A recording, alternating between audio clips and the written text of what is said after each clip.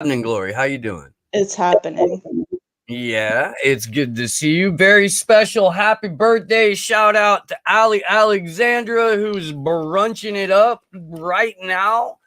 Really stoked that she is 1 year further around the sun. Glad she's with us and glad she's part of the show. We are now live over on the Rockfin and YouTube and everywhere else that we stream the show. Got a good one for you today. Gonna be joined here in just there we are, joined by Gordon, who's no longer blue. Although you may be sad, and I'm not sure about your sex life, so I can't comment on what you are below the waist. I can't see that. But Gordon from those conspiracy guys with us on the show right now will be joined by Sabby Sabs from the Fred Hampton Leftist at the top of the hour. That'll be awesome. Gordon, what the fuck, man? How you doing? Good to see you. Thanks for having me. I'm blue dabba dee dabba da. I just got rid of, I don't know what was happening with the camera. And I said, Jesus, I better fix it before I get done for some kind of weird rare racial insensitivity or something. I'd be doing blue face and people would be like, oh no, this is the thing. The Blue Man Group became a protected class of citizen about 3 weeks ago, and now you can no longer blue face it up without being artistically insensitive. Exactly. They copyrighted my life. Yeah, it's great. It's a happy Sunday. I've already lived my Sunday. Don't worry, everybody listening in America. It's been a great day. So like it's all good, you know. At least you don't live in South Africa, right? That's very true. That's very true. Or Haiti or Cuba or any of the places really that the United States wants to practice escaladio or empire expansion. Close your eyes and stick a pin in a map. There you go. I'm sure it's just a coincidence that a lot of protesters here are flying American flags and calling for U.S. military intervention. Yeah. Because that always happens. You're going to have an F-15 or a nuke to fight back, right? That's the crack. You know, if you have nukes, the U.S. leaves you relatively alone. Nukes are the threat thereof. Yeah, relatively. There's that mutually assured destruction thing that kind of makes people, take a step back. North Korea still kicking. Oh yeah. Iran, swears getting there. Iran came out and said just the other day, they said, look, at any point that we want to, we're 90% of the way to manufacturing a nuclear weapon. We just don't want to, but we can. At any point, we can complete that last 10%. We just don't want to. So That's I'll tell you what. Husband thing to say. It's like, hey, I could win this argument by just punching you right in the face, but I won't. But I could, and then I'd win, but I won't. It's interesting. Thank you, honey. It's interesting because Iran usually doesn't come out swinging, and I don't know if it's because they think that like Joe Biden is kind of a paper tiger or a dementia-riddled pedophile who isn't actually president, but they've come out like very hard line and said, we'll re-enter talks about this nuclear deal after we swear in our new president, who also is next in line to be Ayatollah. So it's like he'll be both president and religious leader of Iran. And and there's like a recipe for president for life for me, It really does. A little splash of this, a little dash of that, and you got Xi Jinping president for life, or Putin, it's the first time an Iranian politician has been able to capture both like the religious majority as well as the people who are politically active. And it comes at a time where, like, if they want to go nuclear, they clearly have the capability to do it. And the only person that's really standing in their way now is Kamala Harris. Oh, my God. Who is more than likely to try to arrest everyone in Iran. But militarily, I don't know. Like, it's a weird time. It is. You have to worry about the guys who have nuclear bombs, who are basically spirit, the guys with nuclear bombs who are politically at loggerheads with America, and not just like the country, but its culture, its deeply rooted history and its culture, who also have a faith-based ethnocrat, or a faith-based what do you call it, a religious state, you know, Yeah. and and their reward is to fight infidels who oppose their religion.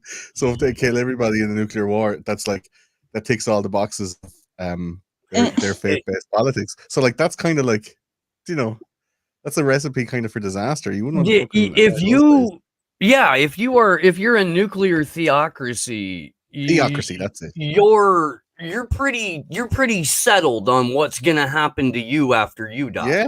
Yeah, you know, that's the faith part. Yeah. And it's, you're also pretty certain that the people who haven't like seen paradise the way that you have, you're pretty sure of what's going to happen to them too. So all the confidence is on your side as the theocrat. I think I mean, even in general, like when you're facing America, typically the confidence is on your side because it's like, oh, we're literally fighting to survive. These fucks are just trying to enslave us and plunder our resources like they've done throughout history. So it's like they've got priors, you know, they they have form. But I think it's a real underhanded, not underhanded, but it's a real like kind of nasty war if you're fighting religious ideologies, opposing religious ideologies as the basis of the war. I saw, like, you know, guys like during, you know, after 9/11, it was all like, them Arabs gonna come and explode all our planes and all the luggage gonna be everywhere. We're all gonna be shot dead and killed and blown to hell, man. So the lads down there in the south that had all the guns, that was a great accent. What I like to do is I like to get some pig grease. I like to get some bacon grease, and I like to soak my bullets. I put my bullets in the bacon grease. So when I'm shooting the Muslims and the bacon grease goes through them, it's part of their religion that they don't get to heaven if they take in that pork. So I'm shooting them, I'm killing them, and I'm making sure they don't get into heaven, man. That's such mean-spirited, terrible shit. And that's real. That actually happened.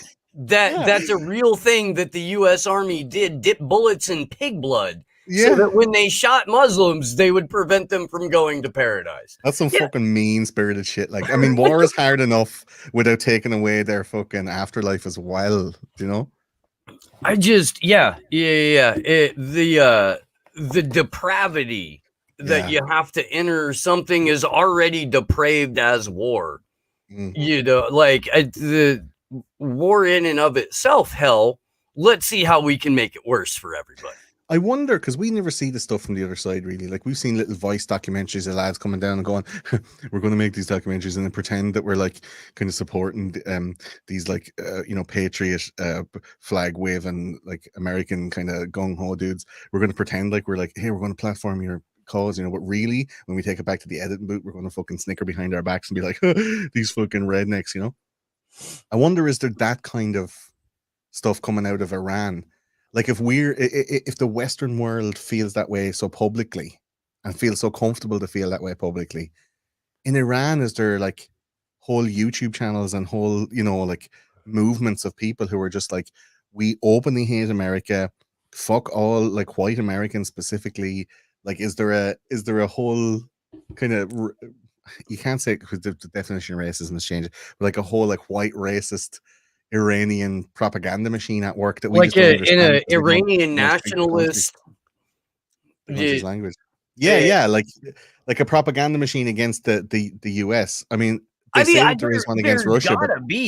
There's gotta be. You would think. I mean, and even if it's just somebody coming on camera to condemn what the US did today, or what the West did today, or something like that. Like, because propaganda feeds a society in general. It doesn't matter what your culture is or who your perceived enemy is. Without state propaganda funneling narratives, you've got people walking around thinking independently, Gordon, and that's not how governance works. Yeah, you and your thinking. Look at my pork bullets. Like, I wonder if there are guys over there that are as mean spirited as these lads who are trying to be like, guaranteed. What I'm do sure. Americans hate? Yeah. Yeah. Guaranteed. I guess you would wrap bullets in differing political opinions, Yeah, or have like TV shows you hate, or something. In like the ashes of a burnt American flag or something. I don't know. Yeah, we put do Americans season care that 2 of much about it? Friends inside this warhead. Like some cayenne pepper. Yeah. What? Okay, guys, come together. Welcome to the Committee for Propaganda Against American Pig Dogs. Today we are watch the Vice documentary about the bullets soaked in pig blood. What can we do to piss Americans off as much as that would piss us off? I have Ahmed. What is your suggestion? According to our Google Analytics, we should wrap the bullets in the last 3 episodes of season 8 of Game of Thrones. They hate that. That is most thing they hate on internet. Let's do that. We're gonna start dropping well-seasoned chicken. Oh yeah. Some paprika. Macaroni salad without raisins in it. No raisins. No raisins in the potato salad. Yeah. Fuck, man.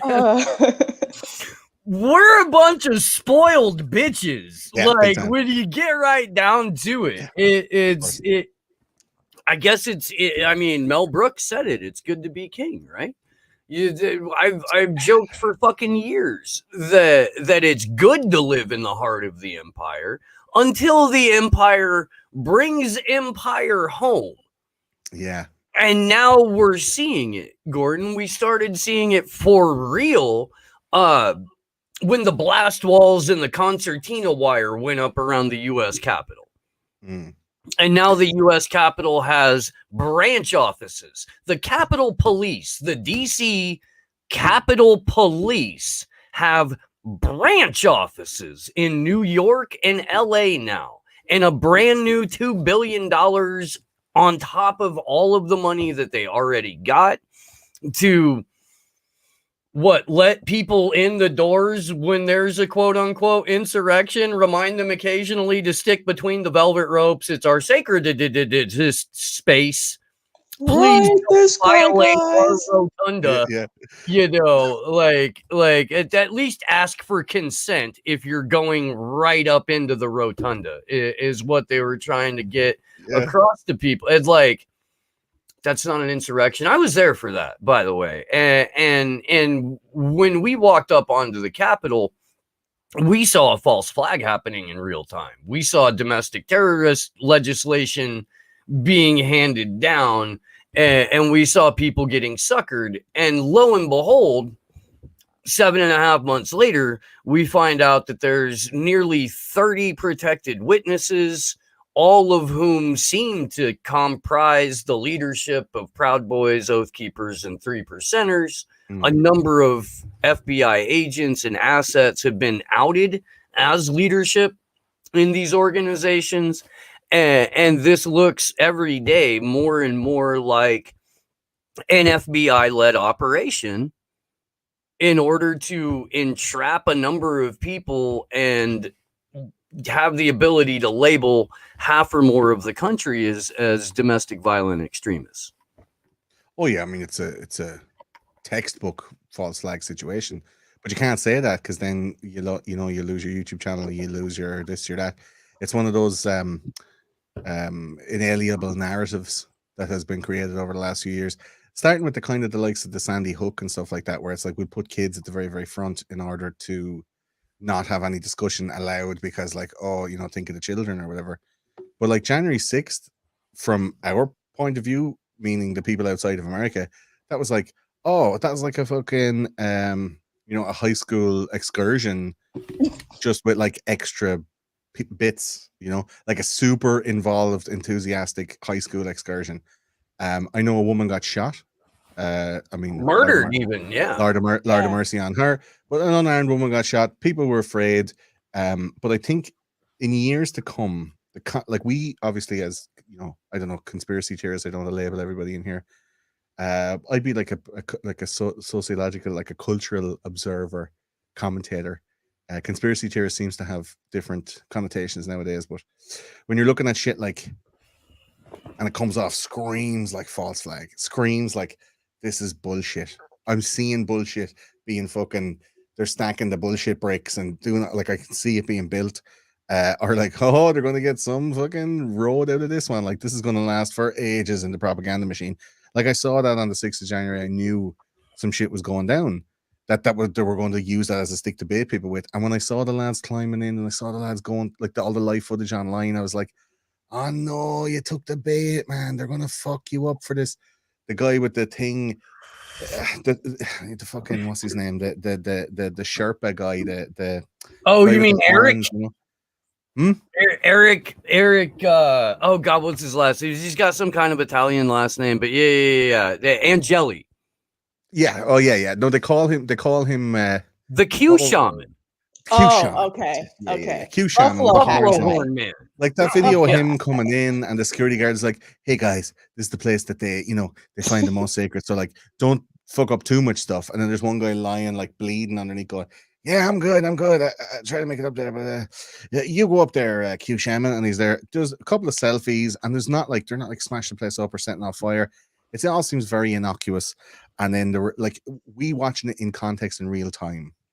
We're going, this is going to be used out of context.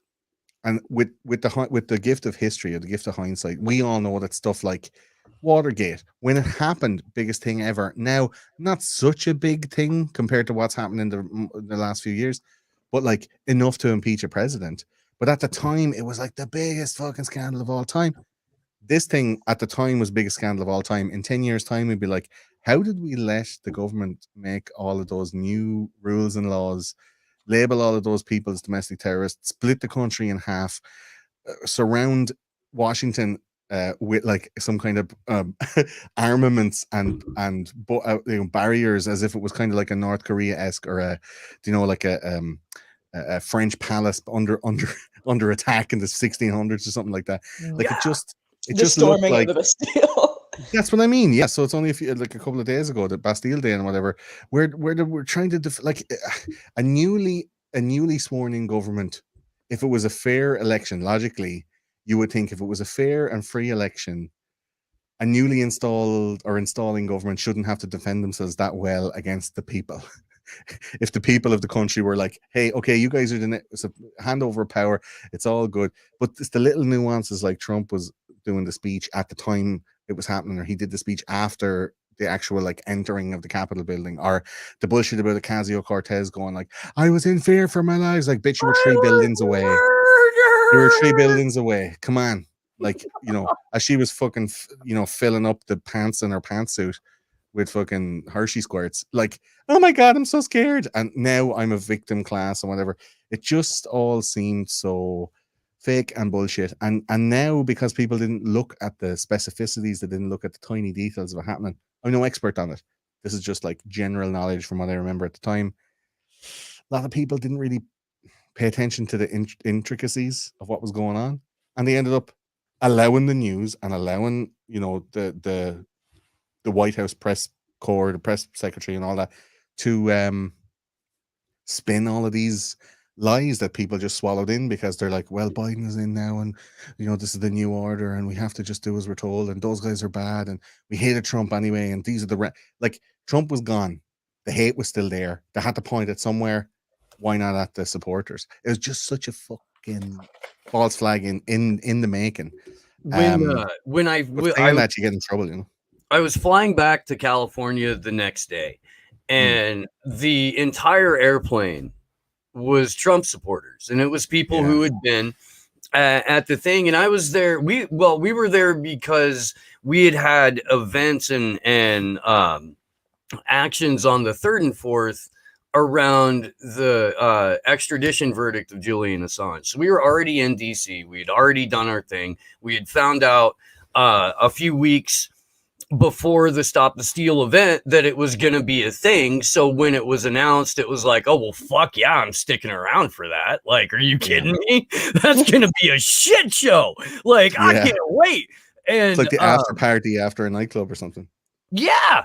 And so we, when Trump was on at the Ellipse and was speaking, and was doing that, like, you know, let me read off the program flyer to direct people to the next location, which they said was a call for an insurrection.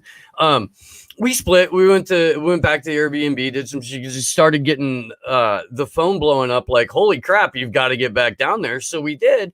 And there were people that were like surprised that the cops were shooting tear gas and surprised that a couple of people got like beaten back. And it's like, did you honestly think that the entirety of the Capitol Police was going to be like, oh, Frank and Jimbo are here, I guess we're giving up the Capitol now, you know, like, or to be like, oh, well, welcome, brothers. It's your space too.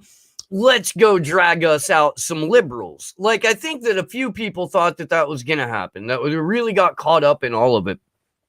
But most of the people on the plane were like, we got used as set dressing. We were played, and they were going, fuck Mitch McConnell, fuck Trump, fuck the Republican Party, fuck Mike Pence, fuck this, fuck that, fuck. And then, of course, like 2 months later, they're all screaming for Donald Trump at a rally and completely forgot about everything. Can I ask you, right? Because there's this weird thing, and we talked about it before on one of the other unions of the Unwanted, which is where we met a couple of weeks ago. Yeah. And I talked about it on my show. I talked with Dave Hayes, who is the praying medic, who was like a Q expert or whatever. Yeah. And I kind of put it to him, and I said to a few other people, like, Q and that narrative, which is in short and specific to this conversation, so don't get me wrong, that Trump is like this kind of political messiah that's going to save America, and that the narrative around this January 6th and the January 20th stuff, that he is still the president today, apparently, and that the election was stolen, and there is evidence to show fraud and this kind of stuff in certain 100%. Places. And there's still like audits and stuff going on in Georgia. There's some upset in Arizona and stuff, like, still, you know. But some people are saying he's still the secret president and Biden is just allowed to do that because, and blah, blah, blah. Like, this whole Q movement, as all the way along, was able to take people who were middle Americans, who were, you know, Christians, who have a faith-based lifestyle anyway, who believe in a religion. They believe in, like, well, look at life is kind of shitty right now, but if I believe, I do my best every day and praise God, go to church on Sunday, it's going to be all right for me. If not in this life, maybe in the next one. And it's this whole thing of let's eat the shit sandwich now, and then maybe later on it might be okay. There's a faith-based kind of stall. Let's wait. And I think that Q narrative really deactivated a bunch of people who could have done some wild shit like January the 6th an awful lot sooner if they were allowed to, or if they were just let off the leash. But I think Q kind of kept them all a little bit under wraps, a little bit kind of waiting for, like, wait for the green. Wait till you see the whites in their eyes. There was William Wallace was riding on a horse up and down in front of them while they were all like painted blue and white. And he's like, hold. And finally, there was no more hold. There was like, the motherfuckers were in the Capitol building signing papers. On the 20th, they were going to be inaugurated. Like, it was like, we're running out of time here for Trump to be the savior of this. We need to make some moves. And they basically just fucking, you know, cock teased all of those supporters. They were just edging these supporters, going, oh, I'm not going, maybe after Christmas, maybe a week, maybe 2 weeks. And they were like, let me just fucking blow my patriotic beans all over your boobies. And they wouldn't do it. So just like, I'm just going to do it anyway. And January 6th was just those guys collectively just blowing their muck all over the Capitol, doing wild shit, breaking off into little splinter groups and going here and going there. That was like 4 years of believing in something that they were slowly realizing, shit, this might not actually be real. the anger pointed at Trump then for letting him get into that position to be used as useful idiots very quickly dissipated, because the new narrative was then he's still really the president, and the Federal Reserve is like privately owned now, and this Bretton Woods thing is coming up on the August the 11th, and they just had that cyber polygon thing, like at the 20th of June or whatever, or 20th of July. Like it's shit is fucking still moving. There's still moving parts, and there is enough plausible deniability to make those Q people believe that Trump is still the president. He's running things behind the scene. Biden is so incompetent. Like Biden is so visibly fucking falling apart like a wet cake in front of people. Kamala is like very, I don't know, the word evil just comes to mind. Like just like sickly, evilly wrong. There's something broken, like bent, psychopath. yes, Yeah. Just like gnarled, fucking dead-eyed, soulless servant of power. Sociopath. There you go. Emotionally dead and just deadened and broken. And people can feel that because people's emotions have been fucked with for the last 4 years. This has turned politics from a head game into a heart game. They've activated everybody's hearts as a tool to manipulate them, because emotions are way easier to manipulate than thoughts. So they fucking activated everybody's emotions by pushing all their little buttons, by getting all their little foibles and all their little childhood fucking dreams, and poking until everyone was super raw. Then they acted this thing out. People reacted. They got a reaction. But I think that they've activated a whole bunch of people now that are starting to wake up, because they're like, I'm after being like emotionally manipulated and abused by the mainstream media here. I feel it's not right. There's something wrong. I don't believe you. And I definitely don't believe you. They're watching the news now going, this is bullshit. My emotions are telling me. I'm tuned in. I'm empathetic. I'm sympathetic. I'm tuned into the fact that this is bullshit. I feel it's wrong. Whereas before, their feelings were being numbed by food, alcohol, drugs, television, fucking just not wanting to cause a fuss. All of these trappings of modern society, modern life, just numbing people out. The numbness has been taken away. They found a new place to poke, and that thing is raw, and people are mad about it. That's fair. I think 20 years on, well, almost 20 years now, but like 20 years on, we're sort of kind of starting to see people realize like more and more what a psyop 9/11 was. And, I invoke that in part because like everyone in mainstream media is trying to say like, oh my God, January 6th, the next 9/11, like making the narrative there even more obvious. So, I mean, I think people are finally starting to kind of grasp where these psyops are coming in. So it's like, damn, we really let 9/11 happen and let the Patriot Act and Iraq War and all of this happen because of that. God damn. 9/11 was so far away, so far ago, that the people who experienced it as kids, like I was like 18 or whatever, there's a lot of people who are younger than me that were like, that was fucking massively traumatizing for people in their mid-teens.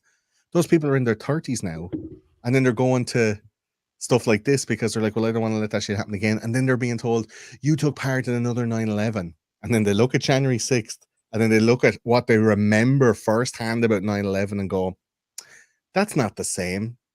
It's like some fucked up, apocalyptic episode of Sesame Street. Do you know what I mean? It has like 9/11 and the people falling out and splatting on the ground, and then like some people walking between through some velvet ropes, and the cops like pulling back the barriers. One of these things is not like the other. Shit. Like they're holding these fucking things going. The news is saying that January 6th is 9/11. And I was at January 6th and I remember 9/11. No, this is bullshit. No.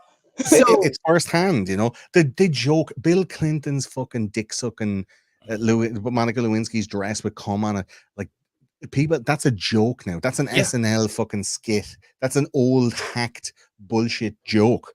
But at the time, it was the worst thing ever to happen to America. And they forget about that.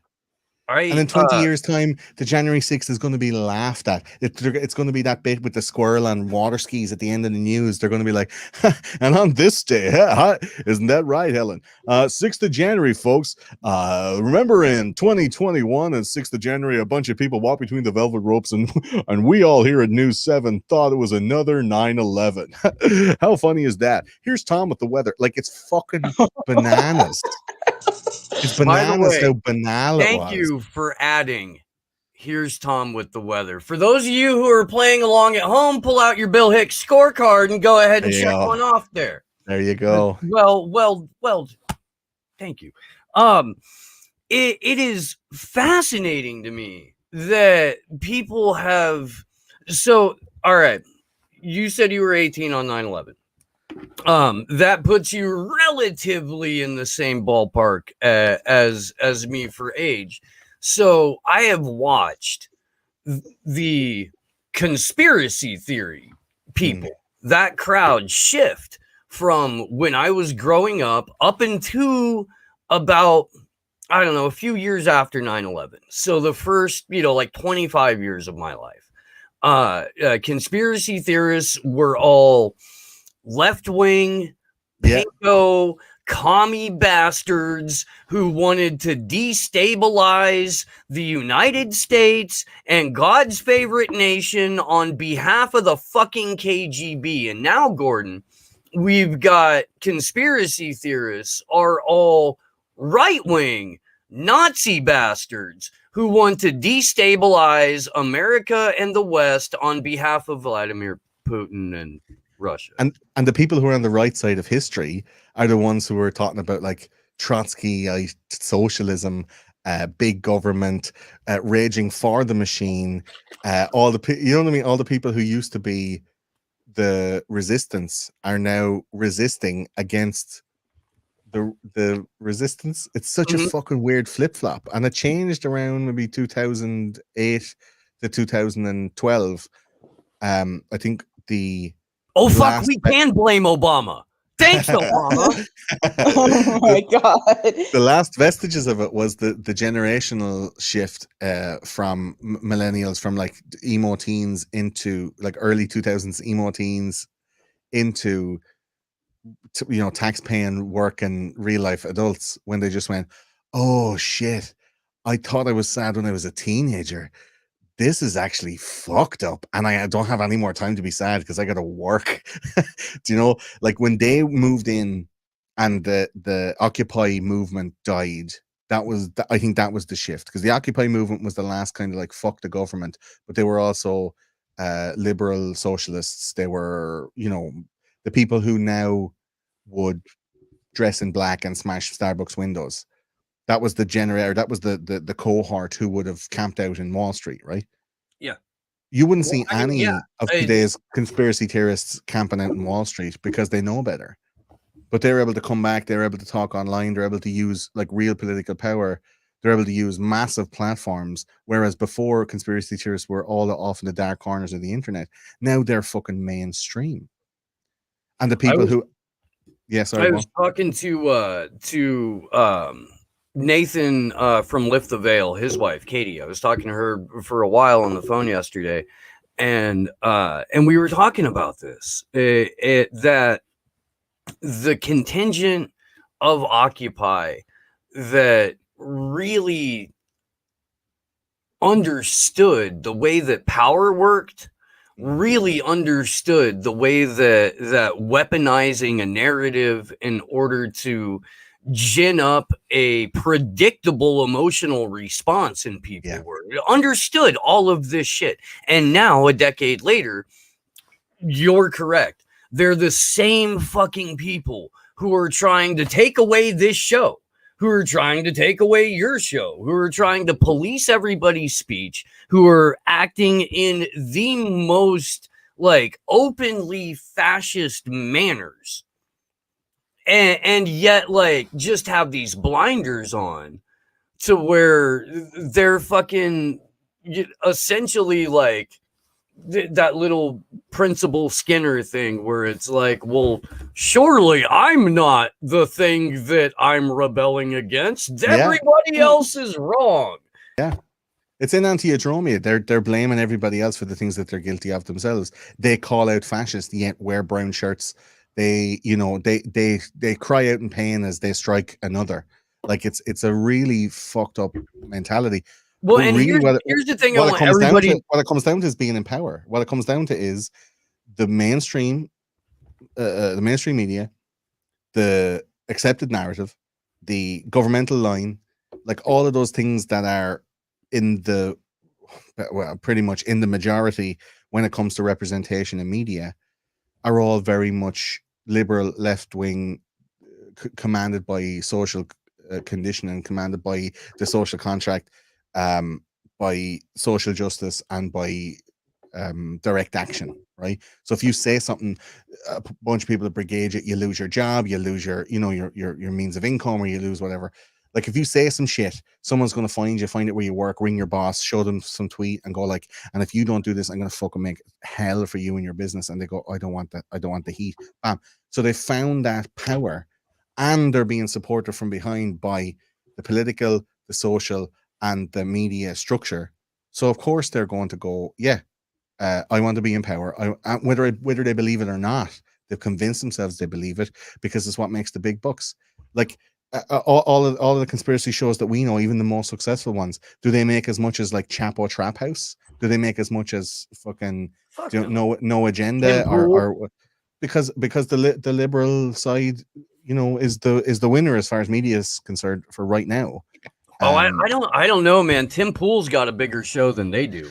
Yeah, but he started being very much liberal, and he has red pilled himself into a little bit right of center at the moment. But that's because he really believed. He was an Occupy man. He was an Occupy dude. Except for because I've been around, my friend, and like everywhere Tim Pool goes, people go to jail. Everywhere Tim Pool goes, like movements get infiltrated. So yeah, dude, Tim's an agent of the state, or if he's not on somebody's payroll, he is the most useful fucking idiot on the planet, and he is admitted to taking a check to keep his mouth shut. So I don't know anything about his backdoor shenanigans. All I know is I've watched him for years, and I know that he was a milquetoast liberal, self-confessed. He was very much in the Occupy movement, working for Vice, working for these companies, covering the stories in a certain way. And then over the last 2 years, like if he wanted to be a multi-millionaire, if he wanted to be like top of the pops, I know he is now, but I'm saying if he wanted to if money was the only thing, if money was the only motivator for Tim, he could have went fully left and been the fucking king of the crusties. He would have been king of the Antifa, brigade, right? Oh, so he went here's the thing, stayed in the middle. He stayed in the middle. He stayed a little bit right. He's all about that gun. He's all about that gun ownership. He's all about that, liberty and all that kind of stuff. That's because he's got Luke Rudowski camped out in his yard, and Luke has a gun at him at all times. Okay, and I'm actually not kidding about that. At least last year, Luke Rudowski was camped out in Tim Pool's yard. He was on the show of it. He moved to Ohio. Tim made the compound now, the skate world or whatever, the pool-a-gon or whatever they call it. But like he went the hardest road for somebody who wants to make easy money off YouTube. He went the hardest road. He's gone into like I don't know. Because so what we're doing is the hardest fucking road, my friend. Trying to make money off of trying to make a living off the truth. Come on, there's no money in the truth, but everybody's truth is different though. If you're doing pop culture, like culture war, social justice, division, fucking like if that's what you're doing, that's pop culture for people. Yeah. And it's, and I'm not trying, like, I fucked Tim Pool because he did a hit piece on me. Called me so he called me the conspiratorial left because I did a video saying that little Mayor Pete, little CIA Pete Buttigieg was a CIA Democrat. And so for that, I was the conspiratorial left as far as Tim Pool was concerned. I've got the left that calls me the gateway to the alt-right, and it's I'm just trying to put out some factual information about the world here. I'm not left. I'm not right. I'm like, fuck all of that shit. I'm trying to be able to fish off of my deck. That's my whatever political party allows me to fish off my porch. Like that's what I am, Even if you don't live near water, I still want the possibility to fish off. I have the freedom to fish off my deck, even though there is no water near my house. Right? Look at right. I don't put like align myself with any political ideology either.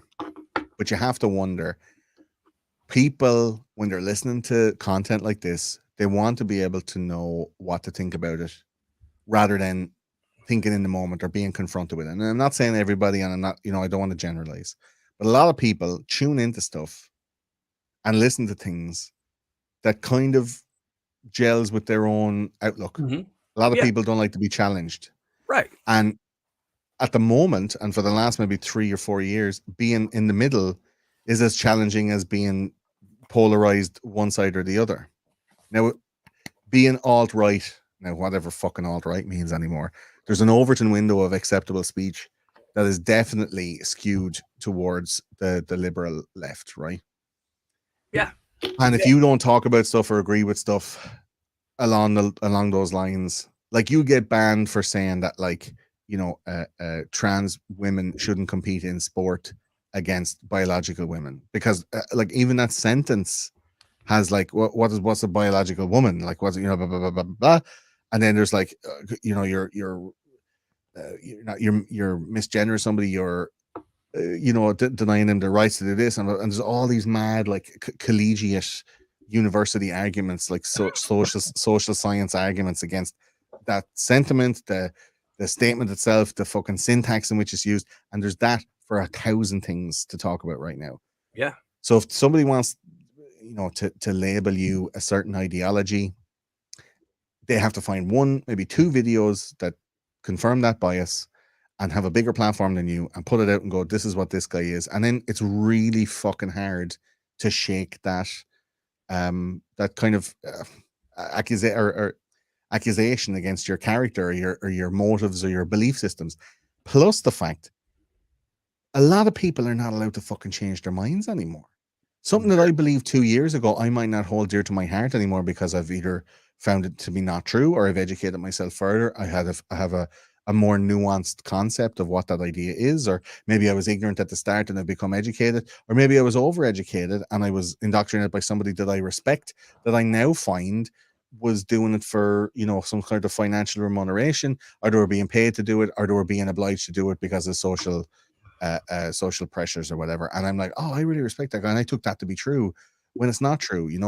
There's a crazy, like, everyone's writing in permanent marker, everyone's writing in Sharpie when they should be writing in pencil at the moment, right? And I think if you're writing in Sharpie, it's very difficult to backtrack that shit. People are ending up saying a thing on a podcast somewhere, and then they pull that and your career is over. They'll play that ad infinitum. Not all the other things they said that may, before and after, that may dissuade someone from thinking that.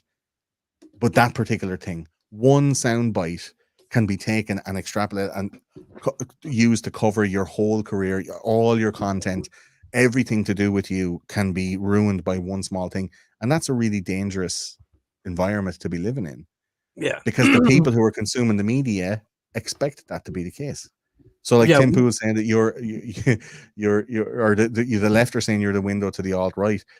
It's because you espouse stuff that some alt-right people have said as well, and then they'll put the two of you beside each other. Like, how easy would it be to find out about Pete Buttigieg's history? It would be as easy to find out about Kamala Harris's fucking history, where she has put like thousands of black men in jail, and then stands up on the pulpit and goes like, I'm for, equality, I'm for freedom, I'm for this and that. And you're like, no, you made laws and rules. You made, terms and conditions. You made certain legislations that end up putting people in jail real easy. And it's your fault that they're there for as long as they are. And nobody talks about that stuff. Kamala like, Harris, God, she's fucking instrumental in not having RFK's murder reopen. Instrumental in so many things. Running cover for pedophile priests. Yeah. It was her program that was, having fucking prison labor fight wildfires. Like, yeah, no, I mean, it's why. It's why she was polling in 5th place here in California when she was running for president. It's why she never won a delegate. The Hamptons money and the Clinton money decided they wanted her to be president. People heard her talk and went, "Oh my God, she's horrible." You know, like, get this fucking psycho away from me. And so now we have selected, not elected, selected as president and vice president a man with instant grits where his brains used to be. Like, not even the good kind of grits that take you 20 minutes to prepare, but like just, you know, the shitty instant ones. How do you prepare your grits? You use instant grits? No self-respecting Southern makes sense. And look, I appreciate the fact that you picked up on the fact that I was throwing a My Cousin Vinny reference into this. Thank you. I wore this ridiculous thing for you. And that is that. I appreciate how obscure of a human being you are. I do. Thank you. But my point is, like, we've got two people that no one on the planet would let watch their children. Yeah. Essentially, you know, being the figureheads for the nation.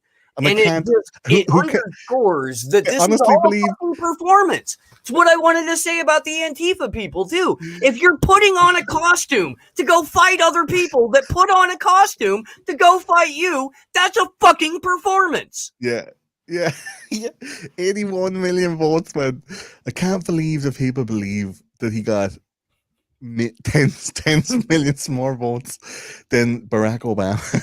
Like, I cannot believe or understand that that's a possibility or a real that's real life.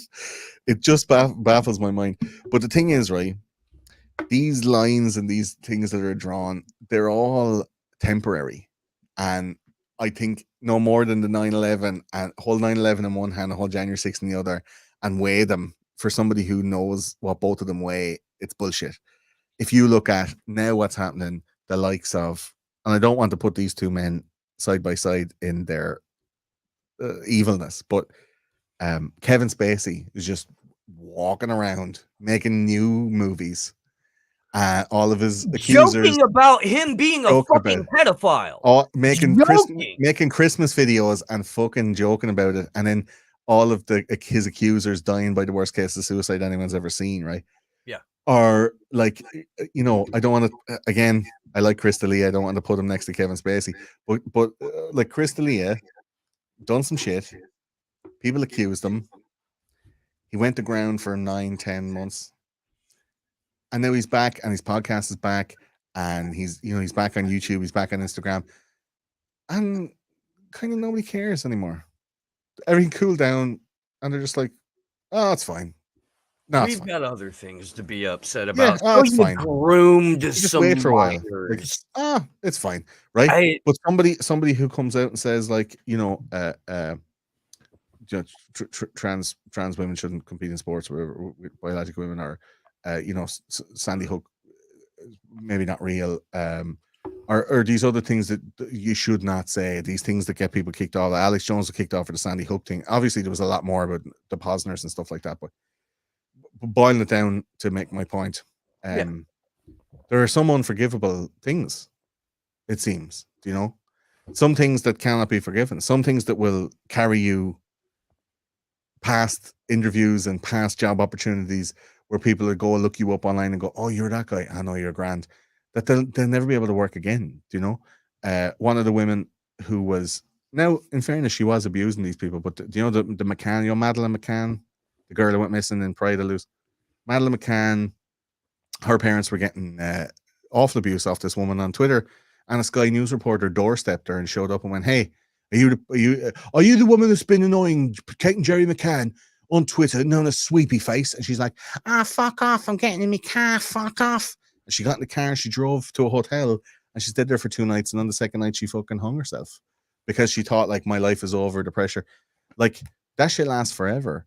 Yeah. But Kevin Spacey can, like, rape a bunch of boys and stuff and do some sexual assaults, and all his accusers end up dying, and then he's just like back making movies and just going like, hey, everything's okay. I'll make you another Christmas video this Christmas, and like be like, isn't it awful what happened to those people? And drinking tea. You're like, how is that? How are both of those things allowed to happen? One person says a tweet and their life is over, and Kevin Spacey like does all the stuff that he does, and he's still allowed to walk around. So it just shows you that it's the people you know, it's the people you align with.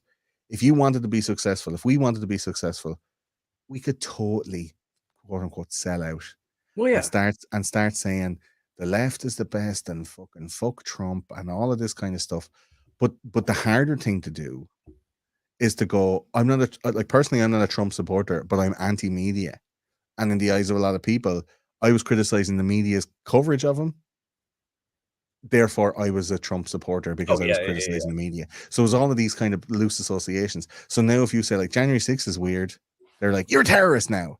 You know, it's very dicey language. And like you said, the people who were conspiracy theorists back in the day now are like considered domestic terrorists or online, you know, fucking hate mongers. And the people who were protesting for Occupy Wall Street are now all like dressing in black and smashing up windows of Starbucks. Like, it does not make any sense. Or they're running for office. Are running for, yeah. I mean, they've all grown up now. It's 10. And they're, you know, I mean, and it's like, or they're running a fucking media company that just does narrative management and confirmation bias porn and fucking like hope porn, essentially. Yeah. You know, like, oh, okay, I know things are bad because establishment Democrats are in power. But if we just elect progressive Democrats, they'll sell out to the exact same moneyed interests and war machine, and but we'll all get paid in the process. And then on the opposite side of that, like, as long as you're on one side or the other of the culture war, there's a spot for you, you know, and there's an audience for you. If you can portray one side or the other of the culture war as the enemy, you've got a built-in audience. And this is the way I deal with history. I'm really trying to, and since my daughter was born, she was born on Inauguration Day, ironically enough. Congratulations. Thanks very much. I'm getting my body back now. My muscles are all going back into place and stuff. Yeah. No, I mean, you got to get that kid in the stroller and hike uphill a little bit if you really want it. Yeah. Get her in the papoose at the front, you know? Yeah. So she was born on Inauguration Day, funny. And I kind of switched off, man. I just went, you know what? That was the last season I was going to, like, in Breaking Bad for years. I stopped watching at the end of season 4 when he rings his wife and goes, it's over. Yeah. And Gus blows up and all that stuff. I didn't watch that season 5 like 3 years later or whatever. I didn't watch any of that shit. I was like, this is over for me now, and I'm good. That's what I felt like when Trump was out. I'm like, that's the end of Breaking Bad season 4. I don't want to be looking at Biden. I don't want to be trying to figure out what fucking mad cockamamie bullshit he's coming up with. Right. While the next 4 seasons of America are really gonna suck. That's what I'm saying. I'm stopping watching that show, and I'm going and I'm watching older, better shows that have a more easily understandable narrative with the gift of hindsight, right? And the show that I do is now it's more of a history show in the last few years, because like the best way to experience now is through the lens of what was, because all the shit keeps repeating. So like you have these old CIA and FBI operations. Like we just recorded an episode on Waco. Like, is Waco not a fucking testing ground for what happened on January 6th? Like, infiltrate the fucking, you know, they had your man Robert Rodriguez infiltrating David Koresh's camp, and at the last minute he just goes, David, listen, they're going to kill everybody in here. And David Koresh is like, I know. And he's like, okay, well, good luck. And he just walked back out and he put on the FBI jacket and was like, and it's like, we knew you were in the FBI the whole time. And, you know, like that's happening, the Proud Boys and the 3%ers and all. Like they were handing out the stuff, you know, at the steps of the Capitol building, going, go on and do this thing, follow this, right? Like it's anything that can happen has already happened, and you can look at it through the lens of history. I am researching at the moment for an episode on the Chinese Cultural Revolution. I don't know if you know much about it, but we are fucking living our version of it right now. Oh, yeah. Where they take the youth and they indoctrinate them into this impossible position of only supporting the now. Very Aldous Huxley in its Brave New Worldian, let's only experience now, the future's not written yet, and the past is a lie, and let's fucking, dope ourselves up to the eyeballs in order to not have to deal with the emotional fallout of not knowing where we came from, expunging our past histories because it was evil and bad and all that stuff. Like, I can hear in the chats of people, like, you see, I know she's not very good to as an example for this, but the Kent State girl, what's her name, Caitlin Bennett. Oh, yeah. So Caitlin Bennett goes around and she interviews people, and I know she's a provocateur and she's acting a fucking cunt, right, going around the place being a cunt on purpose. But she's doing that, interviewing people, and the shit that those people come out with, I think, even if you hate Caitlin Bennett's face and the shit she comes out, which is moderately kind of bullshit, the responses that she's getting from people really shows what they feel. And they feel, let's just put America in the bin. Our country is terrible. Everything we've ever done is awful. We're responsible for so much hardship across the world. And it's such this like self-flagellation, like they feel guilty for stuff that their parents have done. And there's no sense of living in the present and going, what do you own now? What are your values now? What are your prospects going on into the future for you now? What can you work on now to make your future better, regardless of what has happened in the past or the guilt that you have for stuff that because the guilt is only put on you by somebody else, again, some kind of psychological abuse, right? So all of these fucking students in American colleges are fucking riddled with guilt, and they're trying to go, let's destroy the history of America. Let's turn it into a communist kind of state where equality of outcome is paramount, and that we want everybody to be equal no matter what. And and obviously someone's going to take advantage of that situation. So we want, total communism. Everybody is going to be, equal no matter what.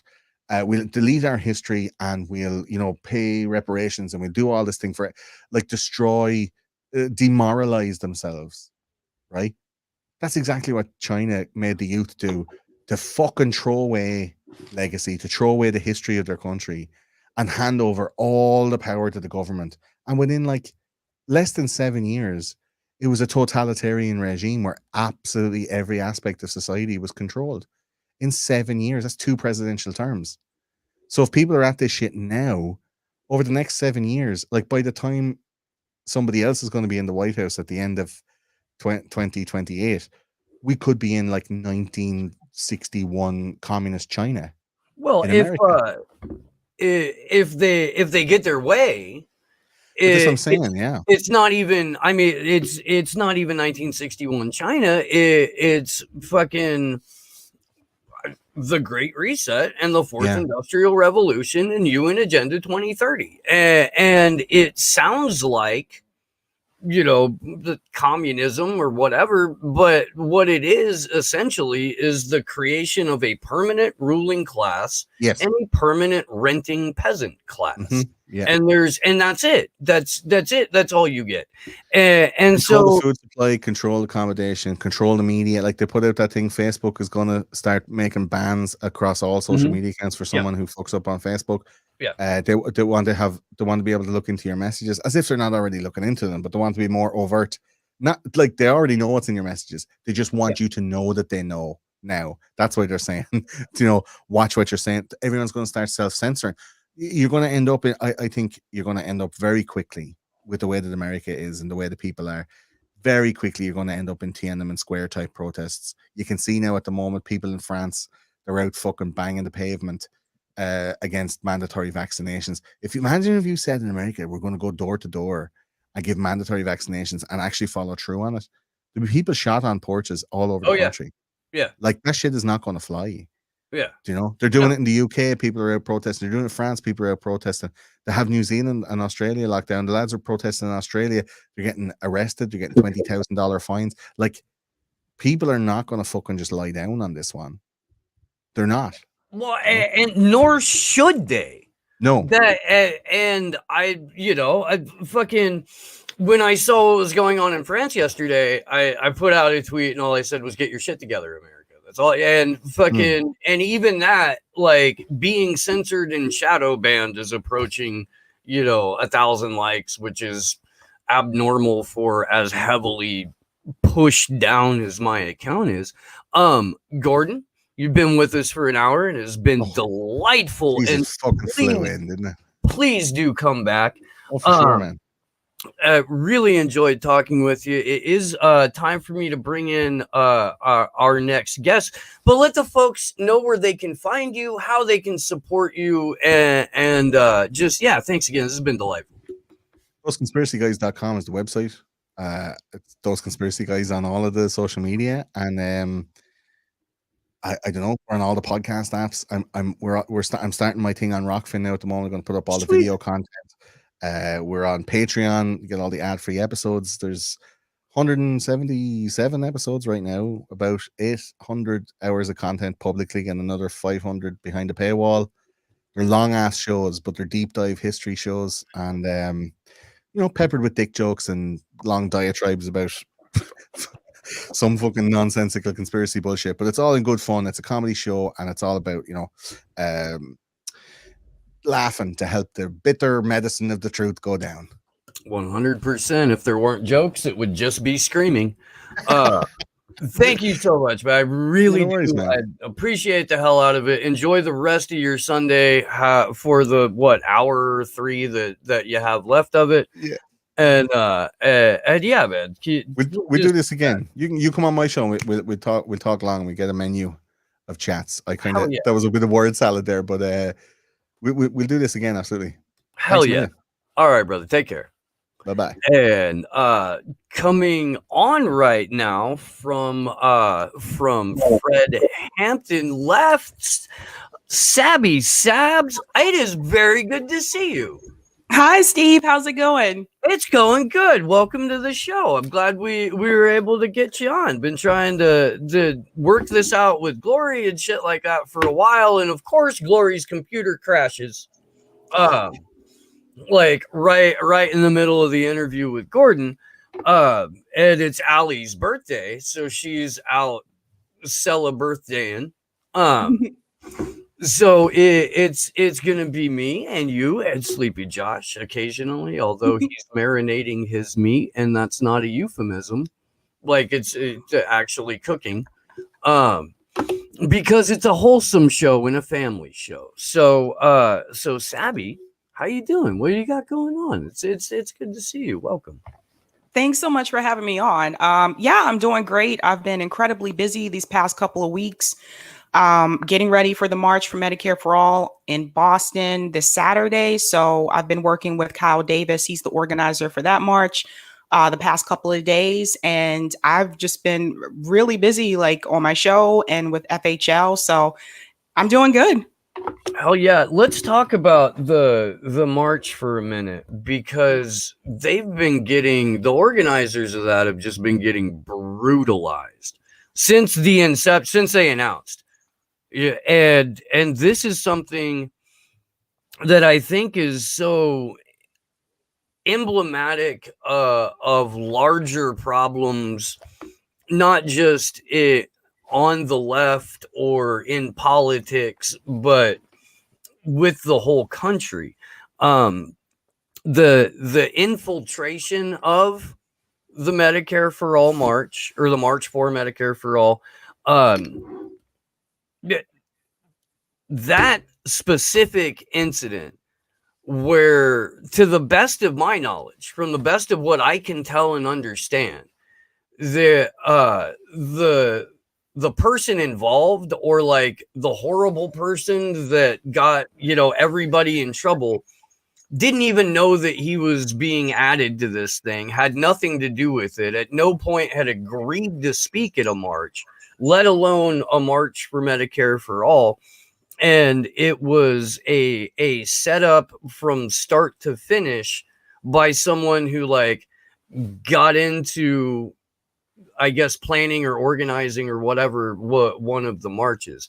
Do you have more detail or better detail about that? Like, what just how dumb was it, and why haven't we been able to make it blow up in those people's faces? Yeah, absolutely. So basically, I was on vacation when this happened, but I saw the tweets in the DM group. So first thing I thought was, oh, well, that's strange. There wasn't a march scheduled in Muncie, Indiana. So I knew something was off. But basically, to make a long story short, yes, there was an infiltrator that made their way in, and they somehow got a hold of our graphics. And so they were able to take that guy's face who is a Nazi supporter, put him on the graphics, tweet it out, put it on Instagram, and make it seem like, number one, there was a march scheduled there, which there wasn't. And number two, that this guy was going to be a speaker. Of course, it made its way around social media. So there were a lot of attacks that came our way. But the attacks that came our way were from other people on the left. And even though the organizers were able to retract that, and very quickly, by the way, they handled that very quickly. They were able to retract it, and they were able to explain to everybody, this is what happened. We'll make sure this will not happen again. People are still coming after them on Twitter. I know Savage Joy has received like threats from people to the point where at one point she had to make her Twitter private. And again, this is coming from people on the left and some of the same people who were attacking us in the beginning when the marches were even announced. So this started before that happened. I want to make that very clear to everybody. There is this segment of people on the left who don't want to, I guess, push issues unless it's done through electoral politics. And then there's a segment of us that's like, we don't need to wait for politicians. We can do this ourselves with the people. And there is that divide. They've been hating on us and coming after us from the very beginning since it was announced. And it's really disappointing. I feel that these are deeply unserious people. They obviously don't care as much as they say they do about everyone getting health care in this country. And it's just really unfortunate. We all should have been coming together to push for this instead of creating this division. So I mean, just from what I can tell, these are operators working on behalf of the Democratic Party in the DNC, or at least in Jeff's case, the Florida Democratic Party. Although I think he's got national ambitions. When you say they're deeply unserious people, I agree broadly, but I think they're very, very serious about making sure the status quo is preserved. I think they're very serious about stomping down any effective direct action that's coming from the working class, regardless of whether they're right or left. And when you watch these people operate, their favorite thing to do is make a leftist a Nazi. And if you can tie anyone that people rightly or wrongly assume is on the left to a far right group, you have, all right, man, my work is done. I have confused at least enough people to hinder the success of whatever event they were trying to pull off. I have ginned up enough fake outrage from my troll farms, and my fucking bot accounts, to where there's now an open debate going on in the digital space that is removed from reality and ridiculous. Everyone's having an imaginary debate about an imaginary thing, and people are getting emotional because why are we talking about this dumb shit when these things are happening? We have to have this debate. Are you kidding me? Because it's bullshit, and here's why. And then that becomes the conversation. So again, for the operators on the part of the DNC, that's fucking mischief managed. It is. And all these people have to do is prevent you from checking off your to-do list for today. Yep. You know, and if they could just keep that list incomplete, they don't have to prevent everything on it from happening. You just got to make sure that you don't get to check off your list every day. That's good enough for them because they've already got the resources and they've already got the politicians and they've already got the courts and they've already got the fucking, the fucking media. So, it is at that point when I'm like, well, let's just embrace everybody and see what happens, you know, because I'm pretty sure that there aren't going to be too many people on the right that would want to march for Medicare for all in general. But if you can look past the politics a little bit and generate the same sort of spirit of Occupy, I think that we have an opportunity to reclaim agency without having to go through either political party to do it. Exactly. I mean, that's the whole point too, is that what I want people to understand is the fact that all of these organizers and activists were able to get together and make this happen.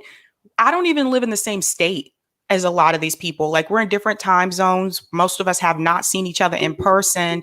So the fact that we were able to pull this all together, I think deserves a huge applause. And what people have to understand is that every movement has infiltrators. Bernie had to deal with this with his campaign. It does happen, but we're really trying to push for people, everybody, to have healthcare in this country, and them attacking us, it's not stopping us. It's actually helping things increase because we now have 50 cities on the list. So all they really did was just give us more attention. Yeah, and I mean, and congratulations, by the way, on getting 250 cities. That's incredible. I went on Twitter at the beginning of the week just to be like, okay, look, dude, this isn't, my cause or my focus, but I stand with all of these people and the organizers because what's being done to them is nearly identical to what we get in the Assange community. Mm-hmm. And it's a lot of the same bad actors that are involved in the disruption and the infiltration and the fucking campaigns of shit talkery. We went, and at the beginning of the year, we were in DC for a couple of Assange events that we had organized around his extradition verdict. That was being read off on January 4th. January 2nd, 3rd, and 4th were force the vote events. And then January 6th. And so it was in that week, I got to DC on New Year's Day. In that week, on the 4th, we were standing in front of the building where AOC works. The building where she was, where she was hiding in fear for her life. That building where the security guard checking on her is the person who she thought was coming to murder her, or who did murder her. That's right. She was murdered that day. She died. We have AOC, the resurrection. Sandy, the reborn is who is, a congresswoman now. But we're standing there, 45, 50 of us. Not a lot. They made a field day out of the underattended force the vote events when nobody except for the people that were going promoted it, and this is what kills me about the whole force the vote shit. I don't even know if I've ever talked about this. What kills me about it is that the people who went to DC for force the vote were never included in the weeks leading up to it in any of the conversations about this thing has become about so-and-so's personality. This thing has become about so-and-so not liking this person. And now, like, at no point did anyone bring on anybody that was going to put themselves physically in the street over it. And so not only did the actual fucking action get completely left out of the conversation in the weeks going up to it, it sucked all the air out of the internet for people like us who were gathering around the extradition verdict of the biggest press freedom trial in fucking history. No oxygen in the internet for that. It became a pissing contest over a handful of personalities, and that defined it. But when we were standing on the ground there in front of the Rayburn building, we were horseshoe surrounded by Capitol Police, because it is on the other side of the street from the Capitol. And those same Capitol Police, 2 days later, 48 hours later, were like pulling sections of fence aside and waving in people while some of them were shooting at them. But at no point did any of the Stop the Steal protesters feel like they were surrounded or outnumbered by law enforcement. But law enforcement made sure that if you were there to ask politicians to do the thing that they ran on and said they were going to do, that called for you being surrounded by law enforcement. And nobody's really talked about that either, except for like me and Nico, because we were standing there looking at each other going, I hope they don't get squirrely. Like, ooh, fuck. That was nerve-wracking. It was. I felt safer 48 hours later at the Trump thing when we walked up to the Capitol, and we're on the steps of the Capitol, not a cop in sight. There's fucking people reciting the Pledge of Allegiance like 50 feet away from me. There's people who are like flag waving and chanting, "We love people," like 100 feet away from me. No cops. None.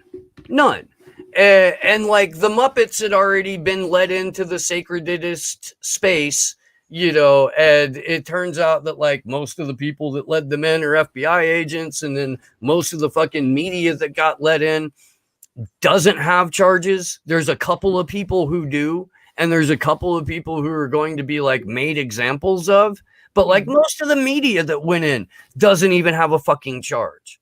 And like, is that because they knew, or is it because they just decided to give them a pass on the biggest domestic terror event in the history of ever always?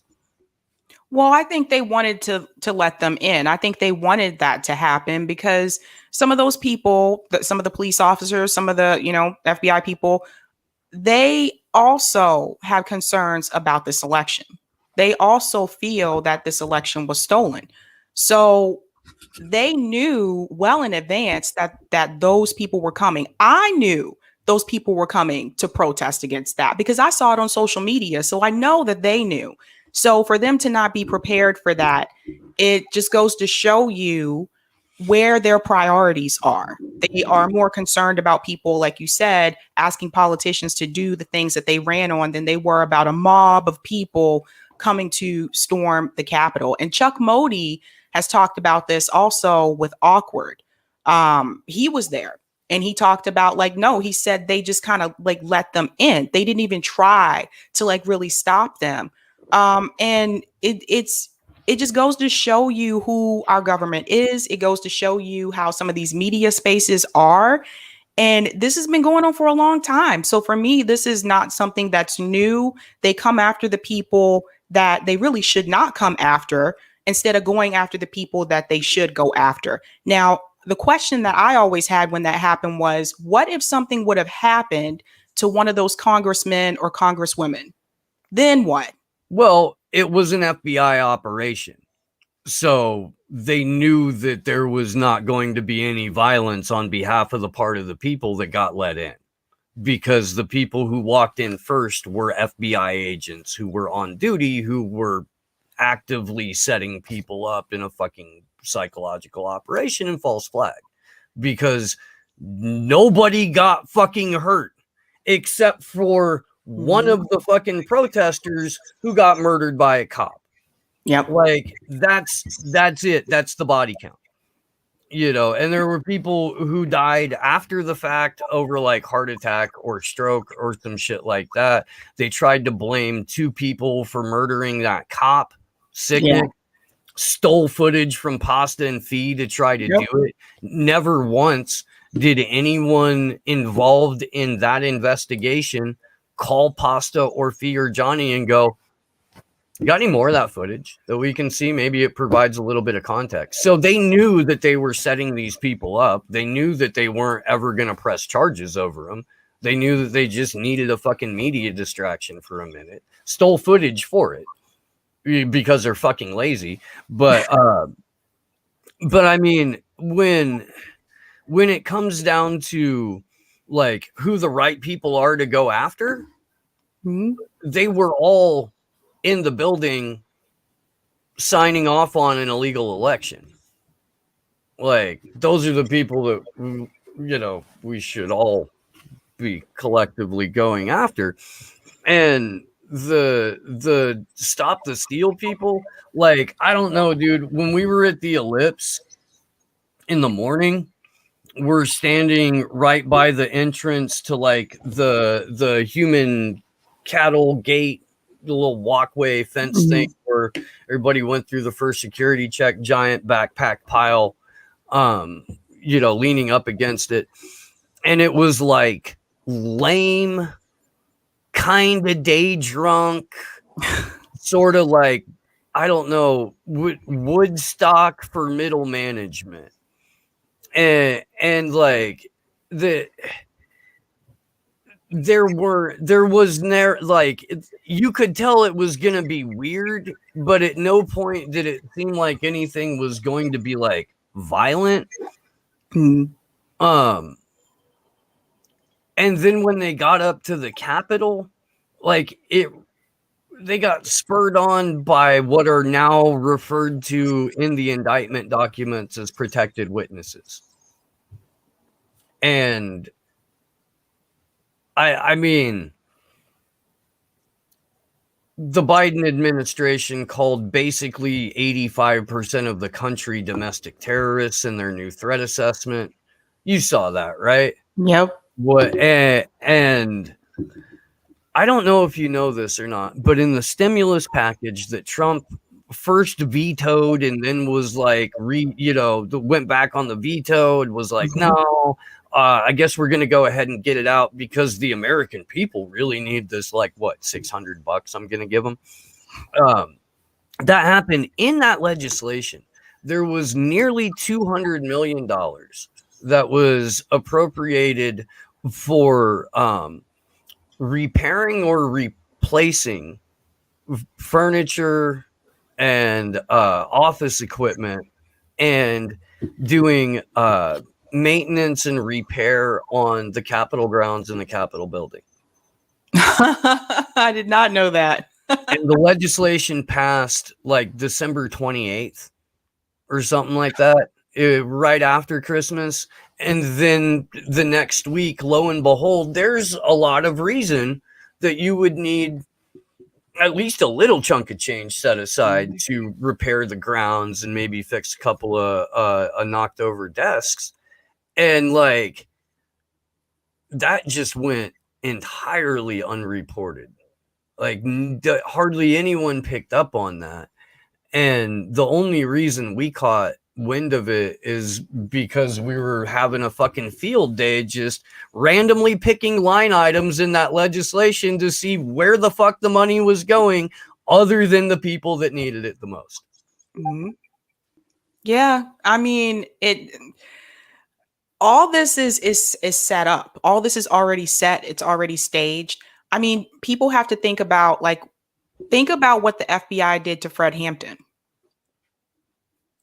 I mean, and why are a lot of us just hearing about that now when that movie came out, when Judas and the Messiah came out? I mean, it's just, there are all these, it was already set in motion. It was already set in plan. And when we talk about the election, I even go as far back to the Democratic primaries. At one point, there was like 22 people running, although all of them weren't on the debate stage. Even with that, they purposely, mainstream media purposely left out candidates that were running for office. The first person that I saw announce that they were running for president was Richard Ojeda. He announced it on MSNBC. And then right after that, when they were naming all the candidates, they left his picture off. So this was already set in motion. They already knew who they wanted to be president of the United States. They already knew how they were going to try to get Trump out. And I still go back to, if COVID didn't happen, if the George Floyd protests didn't happen, and I mentioned COVID because the economy started to tank after that, I still believe that Trump would have won again. So he had those factors working against him. But then again, people saw those memes, in come the mail-in ballots, right? So the mail-in ballots is really what saved Joe Biden. But there's no reason why Biden should be president right now. How do you lose Iowa, New Hampshire, Nevada? How do you lose the first early states? And then because you win South Carolina, all of a sudden you're right back. You're right on top. It doesn't make any sense. I don't see how people cannot question it. I think a lot of people were just happy that Trump was out. Well, yeah, and sure, I mean, fuck, dude, Donald Trump was a real estate settlement broker for Zionist Israel. Donald Trump gave the United States more socialism than any president, except for perhaps FDR, except for Trump's socialism went to the top 0.1%. Mm-hmm. He was responsible for the two largest upward redistributions of wealth in recorded human history in the Paul Ryan tax cuts and the CARES Act. Yep. Donald Trump was a vaccine salesman. And his base, even if they didn't take the vaccine, they at least gave Trump a pass for that. The amount of people that were deactivated because Donald Trump was in office versus the people who would have been literally up in arms and in the streets had Hillary Clinton gave $5 trillion to a handful of billionaires. Yep. Donald Trump kind of had to happen in order to get us to where we are right now. And where we are right now is we've got the president and the vice president, two people who none of us would let watch our children. Right.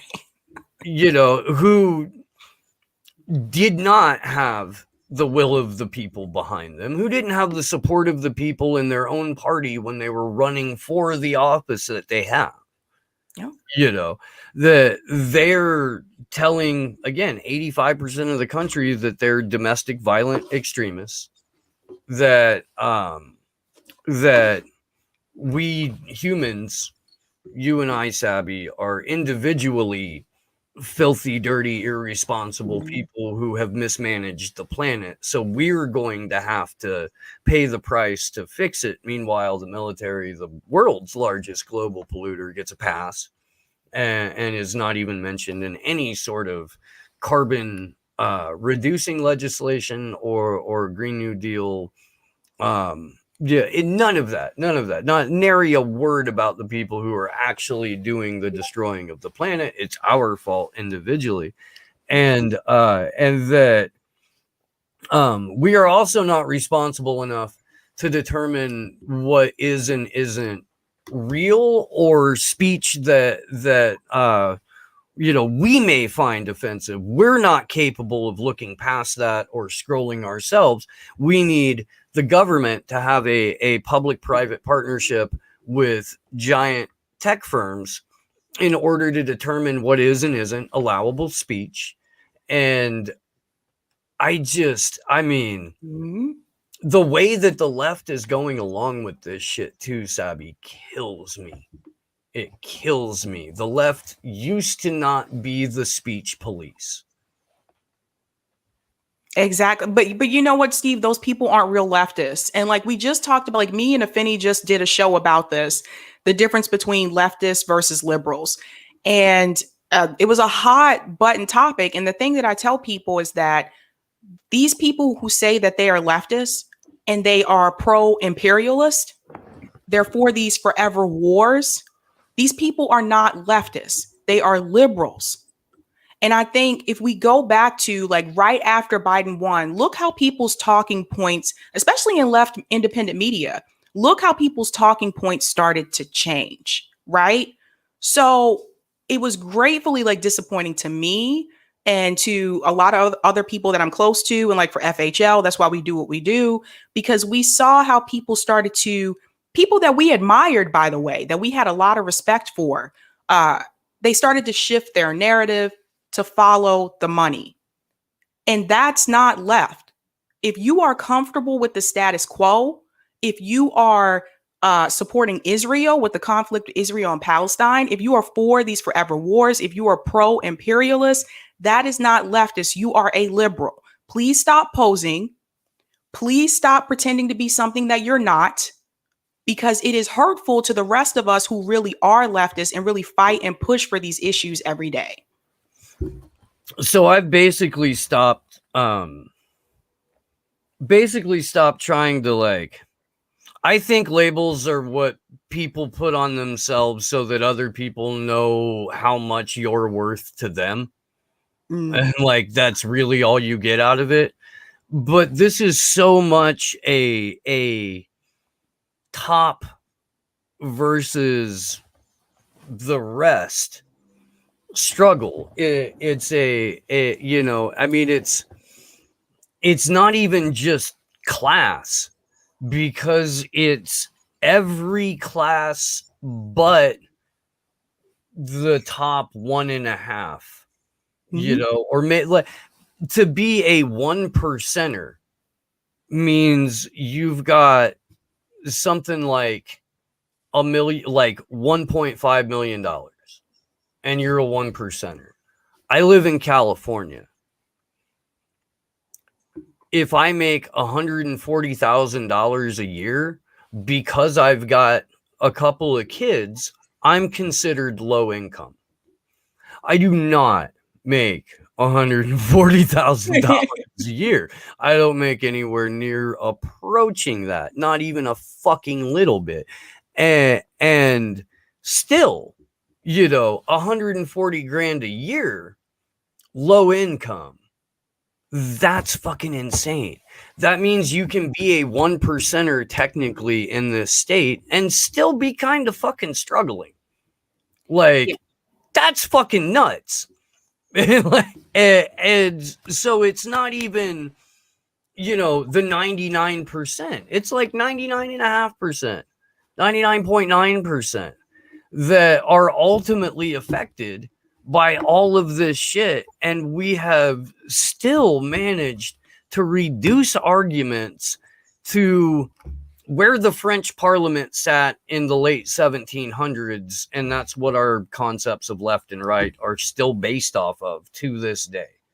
Like, I don't know. That doesn't make any sense to me. It really doesn't. The binary thinking in politics, when binary thinking has never been more out of fashion and never been more really disallowed in so many fucking spaces, but we have to have it in terms of our politics. Whose idea was that, and why are we listening to it? That's a good question. I mean, and I have news for people too, because I do work in higher ed. And so I work with younger people all the time. And I can tell you that the younger generation are not buying this two-party system. They're more likely to not identify as one or the other. They're more likely to embrace socialism. And they also realize that capitalism is a huge problem in this country. And they realize that their generation later on down the line, they are going to feel the full effects of this, because a lot of the older people, a lot of the boomers won't be here when this happens. But eventually one day it is going to happen. And I talked to Professor Wolf recently about this, and Professor Wolf had good advice. And he said, and for anybody listening, whatever you do, don't let anybody tell you that it's your fault, because this is what happens with capitalism. The United States, we are on our way down in reference to capitalism. And if you don't believe me, take a close look at what is happening in China. We will not always be at the top. And we have to come to realize that, and we have to accept that. Now, to Steve's point about income in California, I live in Massachusetts. I can tell you same thing. If you made $140,000 a year in Massachusetts and you have a couple of kids, that don't really put you at upper middle class, because it's so expensive to live here. That shouldn't even be happening in the wealthiest country in the world. That's why this is very problematic. I know people working 2 jobs that have like master's degrees just to get by. How did we get to this point in this country?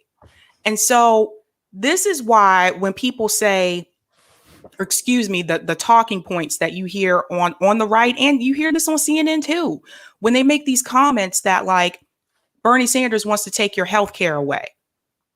It's just, it's them backing pharma companies, because their donors are pharma companies too. I want people to understand this. Like CNN, all these like mainstream media companies, like they're their donors too. So if everybody had healthcare in this country, we would have a longer life expectancy. I mean, financially, we'd be better off. I know a lot of people in medical debt. I know people that have health insurance and still are in medical debt, who receive medical bills where the insurance company has already paid their portion and they still owe thousands of dollars. So the current system that we have in this country, it is not working.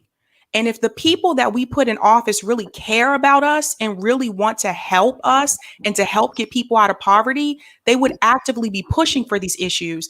And that is why I get so upset with the squad, because these people ran grassroots campaigns. I donated to people on the squad. I donated to Bernie. I donated a lot to Bernie. And then they get in there and they behave just like the corporate Democrats. So my advice to people, and I've said this before, I do not have a lot of faith in electoral politics. I have been like bitter since Obama. That was years ago. So my advice to you is, instead of donating money to candidates, donate money to mutual aid groups in your city. You can Google them. I Googled them for Boston. There's a whole list of mutual aid groups in Boston. Donate money to that, because at least you know that they're actually going to help people. These politicians that you put in office, they may have good intentions, but once they get into DC, they fall right into the mold. You have to know how DC works. It is a very corporate, a corporate city. And through gentrification, you can see this happening in DC as well. They are also having the income problem. So the lower income people are getting pushed further and further out. It's no longer a city for Black people, to be honest with you. Black people have been pushed further and further out. Again, this all goes back to capitalism. So for Biden to get on the news and to say, in reference to Cuba, well, communism has never worked. And I don't think, socialism, I don't care about that. I don't think that's going to work either. People in Cuba have a longer life expectancy than we do. Did you know that? Yeah. Yeah. Because they have health and a lower infant mortality rate. Yeah. Yeah. So it's The just United States is the highest infant mortality rate of any developed nation. Absolutely. Absolutely. I mean, the health insurance, it is killing people in this country. And if this does not change, and with the marches, this is probably our best way to get this to happen is through the states, because let's be real. The president is not going to give everybody. They're not just not going to do it. Forget them.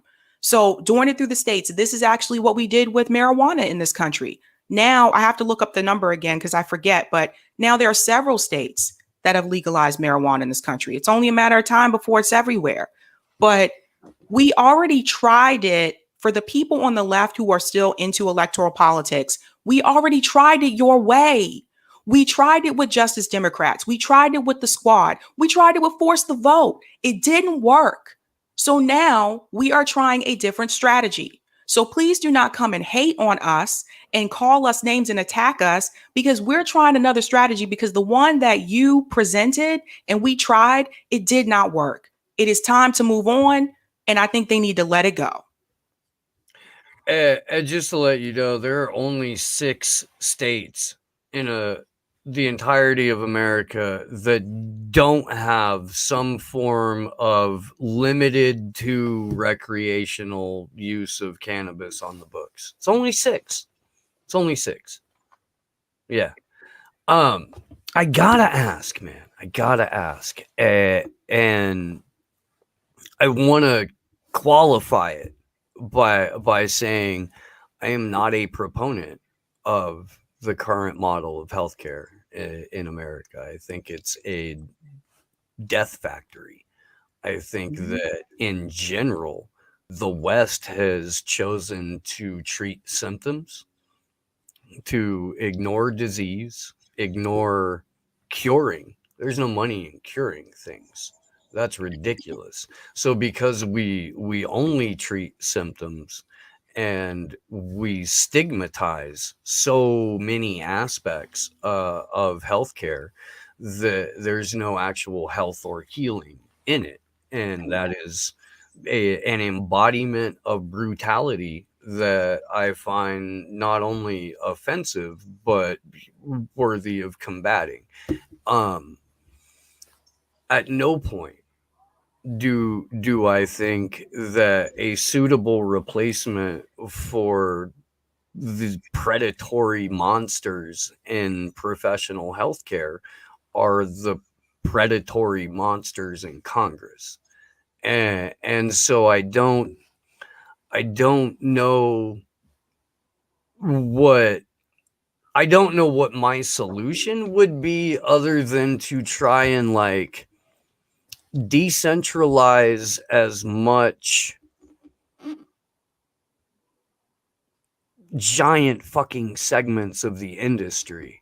To have monopolies on proprietary equipment, or have monopolies on life-saving medication, or have roadblocks in the way for more traditional forms of medicine, like, all seem, disgusting. But like there are solutions, I think, that we could come to without putting like the Squad in charge of healthcare or determining how it works. You know what I mean? Like what, and for a sparsely populated state like Wyoming, I don't know if healthcare at the state level through a population-based insurance pool, even though it would likely be lower than what somebody's paying through their current insurance.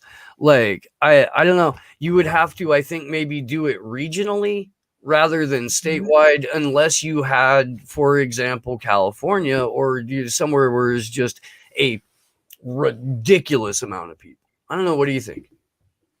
Yeah, I mean, there's definitely things that would need to be tweaked about it. I can tell you guys that we have a Medicare for all bill sitting in the House in Massachusetts, and it's not even being looked at. It's been sitting there. I think that health insurance should not be tied to your job in any way, shape, or form. Everybody should just have it, because we already saw what happened with COVID, where some people were laid off and they lost the health insurance, and now you can't go to the doctor, and it's an absolute mess. in this country. It is absolute mess. And I can tell you, when I lived in Germany, my sister was born in Germany, and my mom didn't have to deal with any of this. Like the stuff that women have to go through when they go to the hospital here to have a baby and get hit with these crazy thousands of dollars bills just for having a baby. It's insane. My mother didn't have to deal with any of that in Germany. So what people have to understand is that this country, the way our country designed, it is designed to keep the people at the bottom, and to keep the people at the top at the top. And those of us that are in the middle, we are really screwed, because every time the cost of living goes up, our income still isn't going up to match that. So this is why you may see, and I've seen this here in Massachusetts, this is why you may see people who are adjunct faculty have 2 jobs. Why does a professor have to have a second job? It's things like that. So I think that all in all, the capitalist system in this country is not working. And so when Joe Biden made that statement, he should have added that to that too. You know what else isn't working? Capitalism isn't working. And it is really hard for people. If you are at the bottom, it is really hard for you to get ahead. Now, one healthcare policy that I've seen work very well from my own experience is Tricare. So my dad was military. That's also the reason why I am anti-imperialist, because I've seen the effect that these wars have on people, and I've seen the damage that it does. But military employees, they receive insurance called Tricare. Tricare covers just about everything. You don't have to pay co-pays. You need to go to the doctor, you just go. Why can't the United States government apply that same logic for everybody? Why do you have to be a part of the military industrial complex to get that benefit? It's a problem. It's a huge problem. Same thing for education. When I lived overseas, we had DOD schools, Department of Defense Education. It's a long word phrase there. And at the DOD schools overseas, we didn't have to pay for anything. You want to be in the marching band? Cool. The school pays for it. I was in band. I didn't have to pay for my clarinet. You want to be on the football team? You don't have to pay for your uniform. The school pays for it. You want to go on the field trips to Spain? Cool. The school pays for it. Again, why can't the United States do that for every public school in this country? Why are public schools here funded based on property taxes? Again, because the system in this country is designed to keep the people at the bottom and the people at the top at the top. So in order for anything to really improve for people in this country, you have to dismantle capitalism. Otherwise, I don't really see people getting out of poverty at the rates that they should. There's a lot to be said for the effects of how not just capitalism, but the state capitalism, essentially, that like Stalinist Russia operated under, or that China operates under right now, where it's like a hybridization of crony capitalism and then like state allocated resources.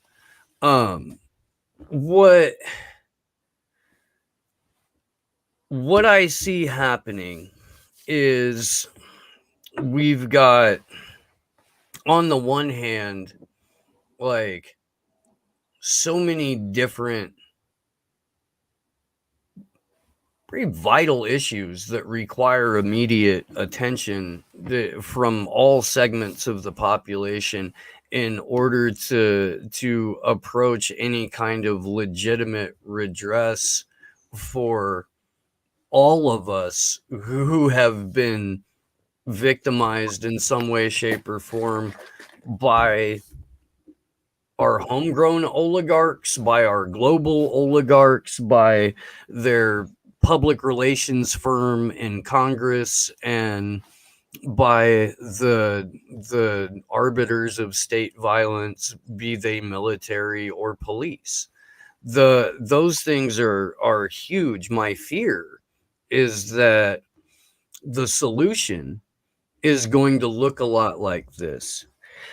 Hey, Sabby, it's Kamala Harris. I know we've had our problems in the past, but I just wanted to let you know that I've taken a few minutes and done some deep thinking and have realized that the capitalist system in the United States has been essentially destroying the vast majority of the working class, and I, Kamala Harris, have spent far too many years targeting people who look like me. So here's what I'm going to do. I am going to give each and every citizen a $2,000 a month UBI. We're going to put price protections in place so that your landlords can't gouge you on rent, and you'll be able to service about 75% of you and your family's needs with this. We're going to have universal health care. And we've got a lot of new approaches towards protecting the environment that we're looking to put into place. Here's all we're asking from you. This is all we're asking. We want you to take whatever experimental inoculations we come up with whenever we say that there's something that may hurt you. We want you to put all of your information onto the public blockchain. And by all of it, I do mean all of it.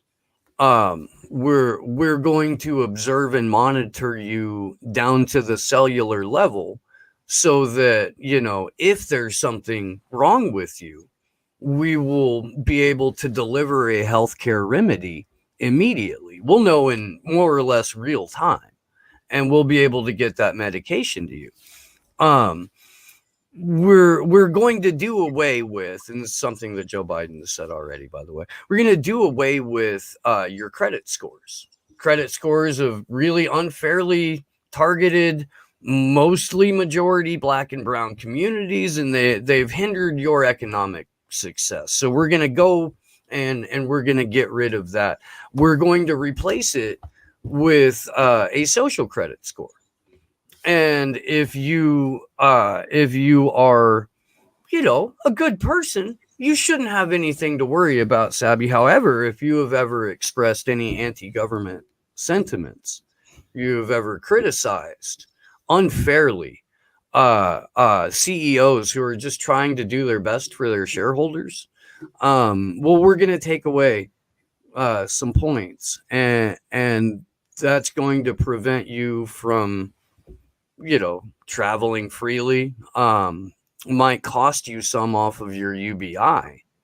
And that's that other 25% that's unaccounted for. Well, if your social credit score isn't at an appropriate level, we're going to prevent you from gaining employment, and that other 25% that we don't cover, that's just stuff you don't get, like food or clothes for your kids or gas for your vehicle. Is that, it reminds me of, have you ever seen the show Black Mirror? Mm-hmm. There was an episode on Black Mirror. Gosh, I can't remember the name of. Oh, Nosedive. I think that's the name of it. I call it the Facebook episode because that's essentially what happened. They basically, what you get in life is based on how many likes you have from people. So if you want to get a certain apartment, you have to have a certain percentage of likes to get the apartment. If you want to get a certain job, you have to have a certain percentage of likes to get that certain job. And what ended up happening was people are just being fake so that they can get ahead in life. And anytime if you revert back to your normal self, you lose points and then things are taken away from you. So that's what that reminds me of, is that Black Mirror episode. Okay, so all of that is real. when the whole world was going crazy because of the Kavanaugh hearings and all of that, couple buildings down, Google executives were meeting with a different select Senate committee to tell them how they have orchestrated and laid the infrastructure for the Chinese social credit system. And that was 4 years ago that they had that meeting. Now we've got Facebook saying, if we ban you from a platform, you need to be banned from all platforms. How many times has a social media company been able to like hold up in front of people the head of a right-wing baddie while they're silencing tens of thousands of left voices? Most of them, at least when they got Alex Jones, were all like pro-Palestinian Facebook accounts and Facebook and Twitter accounts that were putting out accurate information about what the U.S. was doing in the Mideast, like to the tune of thousands of them for one Alex Jones. And like Alex Jones still has a website. Alex Jones still gets like 10 million downloads a month. They just got him off of social media. But all of those pro-Palestinian accounts, all of those IP addresses are blocked. They're not coming back. Those voices don't get to come back on social media. Those voices don't, like Alex Jones will shows up on social media every day anyway. But the voices of people who are legitimately suffering remain silenced because it's okay because it's Alex Jones. That's just fucking nefarious, man. But that goes I have back no to love for Alex Jones, by the way. I don't want to, I don't have any hate for Alex Jones, but I have no love for the guy either. I think he's fucking hilarious. But my God, dude, how could you not? Have you heard that guy fucking scream crazy shit into a camera for just hours on end? Jesus fuck, man. Like, I get the attraction to him. I don't know why anyone took him seriously, but yeah, but that goes back to the people who were pro-censorship when Trump was banned from Twitter. And there were people on the left that were pro-censorship until it started to happen on the left too. And then we had to remind them, no, dude, just a month or two ago, you were so pro this, but now that it's happening to you, that's the thing. It's not just going to be applied to people on the right. It's going to be applied to people on the left too. So that's why for me, like, I'm against censorship. And in terms of tech, I've been saying this for a while. Somebody has to break up Google and YouTube. It's very problematic. And other platforms that are coming out are the platforms that have been out for a while, like Rockfin. They are having to compete with that. But when you're not on that Google algorithm like YouTube, people are less likely to see and use those platforms, and it's a problem. let me tell you what it's like for Slow News Day.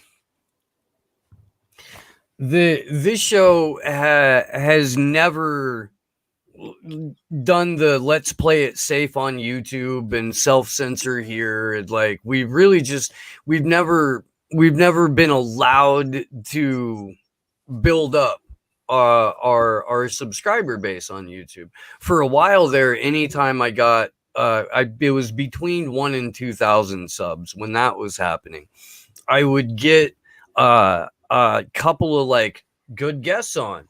I would jump up several thousand subscribers. YouTube would knock it back down to like 1,100, and that happened for a long time. As of right now, YouTube has only allowed us to keep like 5,600 people on the channel. That's where we're at. On Rockfin, just shy of 12,000, more than double on Rockfin. And even when we were under 5K on Rockfin, our videos in any given day of the week or any given week, top 4, top 10, every single fucking week, because Rockfin doesn't censor. And it turns out when people get to see this show and they get to see the kind of caliber of guests that we have and the conversations that we have because of that. Well, they enjoy it and they want to watch it more. Yep. And YouTube's like, yeah, no, you don't get to do that. But YouTube, owned by Google, which is in turn owned by Alphabet, all of these companies have contracts with the federal government. They've got significant, to the point of impossible to argue against them being a part of the government, connections with the government. YouTube, second largest search engine on the planet. Yep. Largest streaming video platform, second only in search engine to Google, its parent company. You know, and the founders of Google, board members of Google, all sit on various different boards or offshoot groups of the Pentagon, of the Department of Defense, of DARPA. Eric Schmidt is on the National Security Council for Artificial Intelligence. Like, inextricably, YouTube is a government entity. So that's what a platform like Rockfin is up against. And when you've got Facebook working in tandem with the federal government, when you've got Twitter doing the exact same thing, maybe to a little bit of a lesser degree, but not really. When you've got platforms that can just get disappeared like Parler, Yep. Whatever you think about Parler, like the way that they got done was nefarious and brutal. And like, if that's the case, we've already got a merger of corporations and state, traditionally a definition of fascism. The right calls it communism, the left calls it fascism. Either way, it's an oligarchic control of the public square. Yep. And we've got an obligation to take that back. And I legitimately believe that the reward for, at least the immediate reward for, putting a stop to oligarchic control of every facet of our society, including our fucking DNA, is beyond politics. And the reward for stopping that is finding out what we get to do next. Like the idea that we have to have a perfect in-place replacement system before we can even decide whether or not to organize. Yeah. No, because you're never going to get consensus on that. You're never going to you're never going to be able to get off of your couch in the first place. You're going to wind up in the streets regardless because you're going to lose your couch. But until that happens, most people don't want to get involved. And that's why I'm incredibly supportive of all the people that are doing the March for Medicare for All, because at least, fuck, dude, like, it's people who recognize that there are significant problems that only direct action is going to solve. And everyone involved in this process has learned the hard way that that is not going to come through the people who are elected to represent us. Right. That's right. I've definitely learned the hard way. Like I said, fool me once, fool me twice. I'm out. Oh shit. I forgot I needed to sign off on the radio there. This show gets picked up once a week on Aftermath FM, which has an iHeart station. Mhm. And I forget frequently. I do.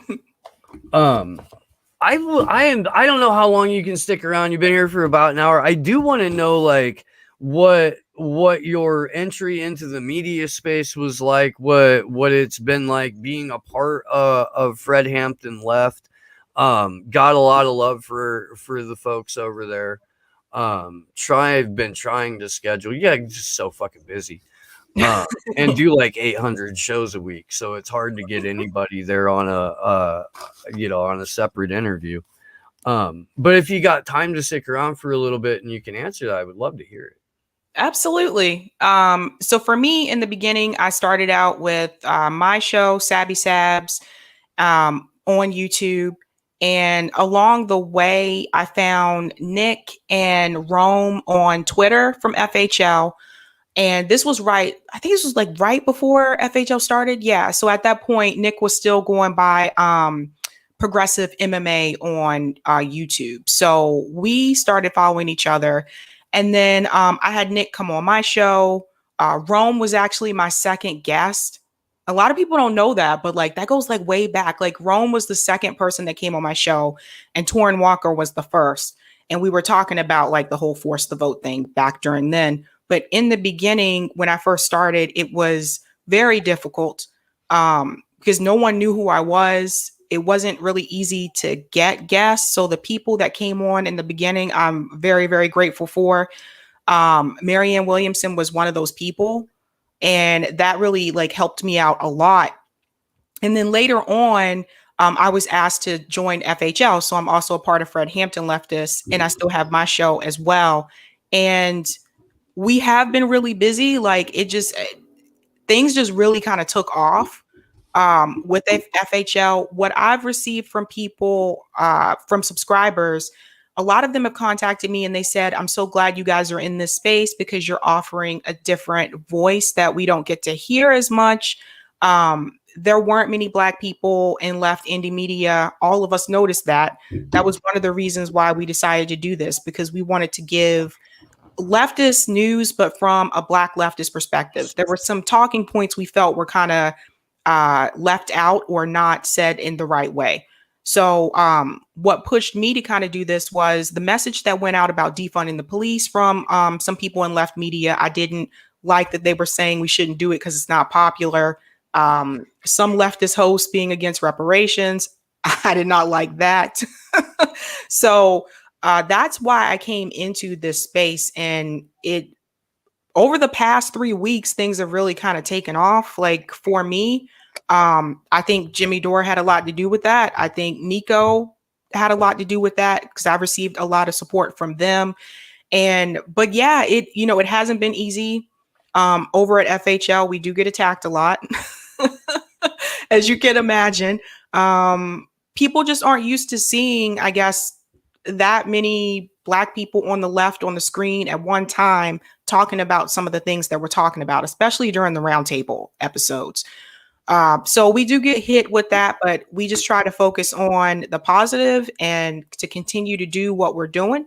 And that's our goal, is to get that message out and to get people to understand that you don't have to rely on electoral politics. You can do things through people power and through mutual aid. So we are trying to get people to push these issues and to help some of these causes a different way, instead of relying on let's vote for this person, let's vote for that Justice Democrat. And you're not going to hear that everywhere. And so I think that's why it's important to listen to us. Fuck yeah, dude. There's next to no Black media in the political space, period. And what most of it is like Democratic Party approved talking point presenters, or the couple of people on the right that are like, oh, look, it's our Black friend. Yep. You know, and like our Black friend thinks just like we do. So we're not racist because this one outlier speaks for all Black people, and it's basically the same thing on like MSNBC or CNN, where suddenly like the one Black person that they decide how to have on screen that day has the exact same opinions as John Brennan, or James Clapper or fucking Anthony Blinken. Like that's supposed to represent the entirety of the Black community. And for the longest time, like it's been frustrating to really like be on the network on MCSC that like by leaps and bounds has on more people of color and more women than anyone else in the fucking like lefty media space, period.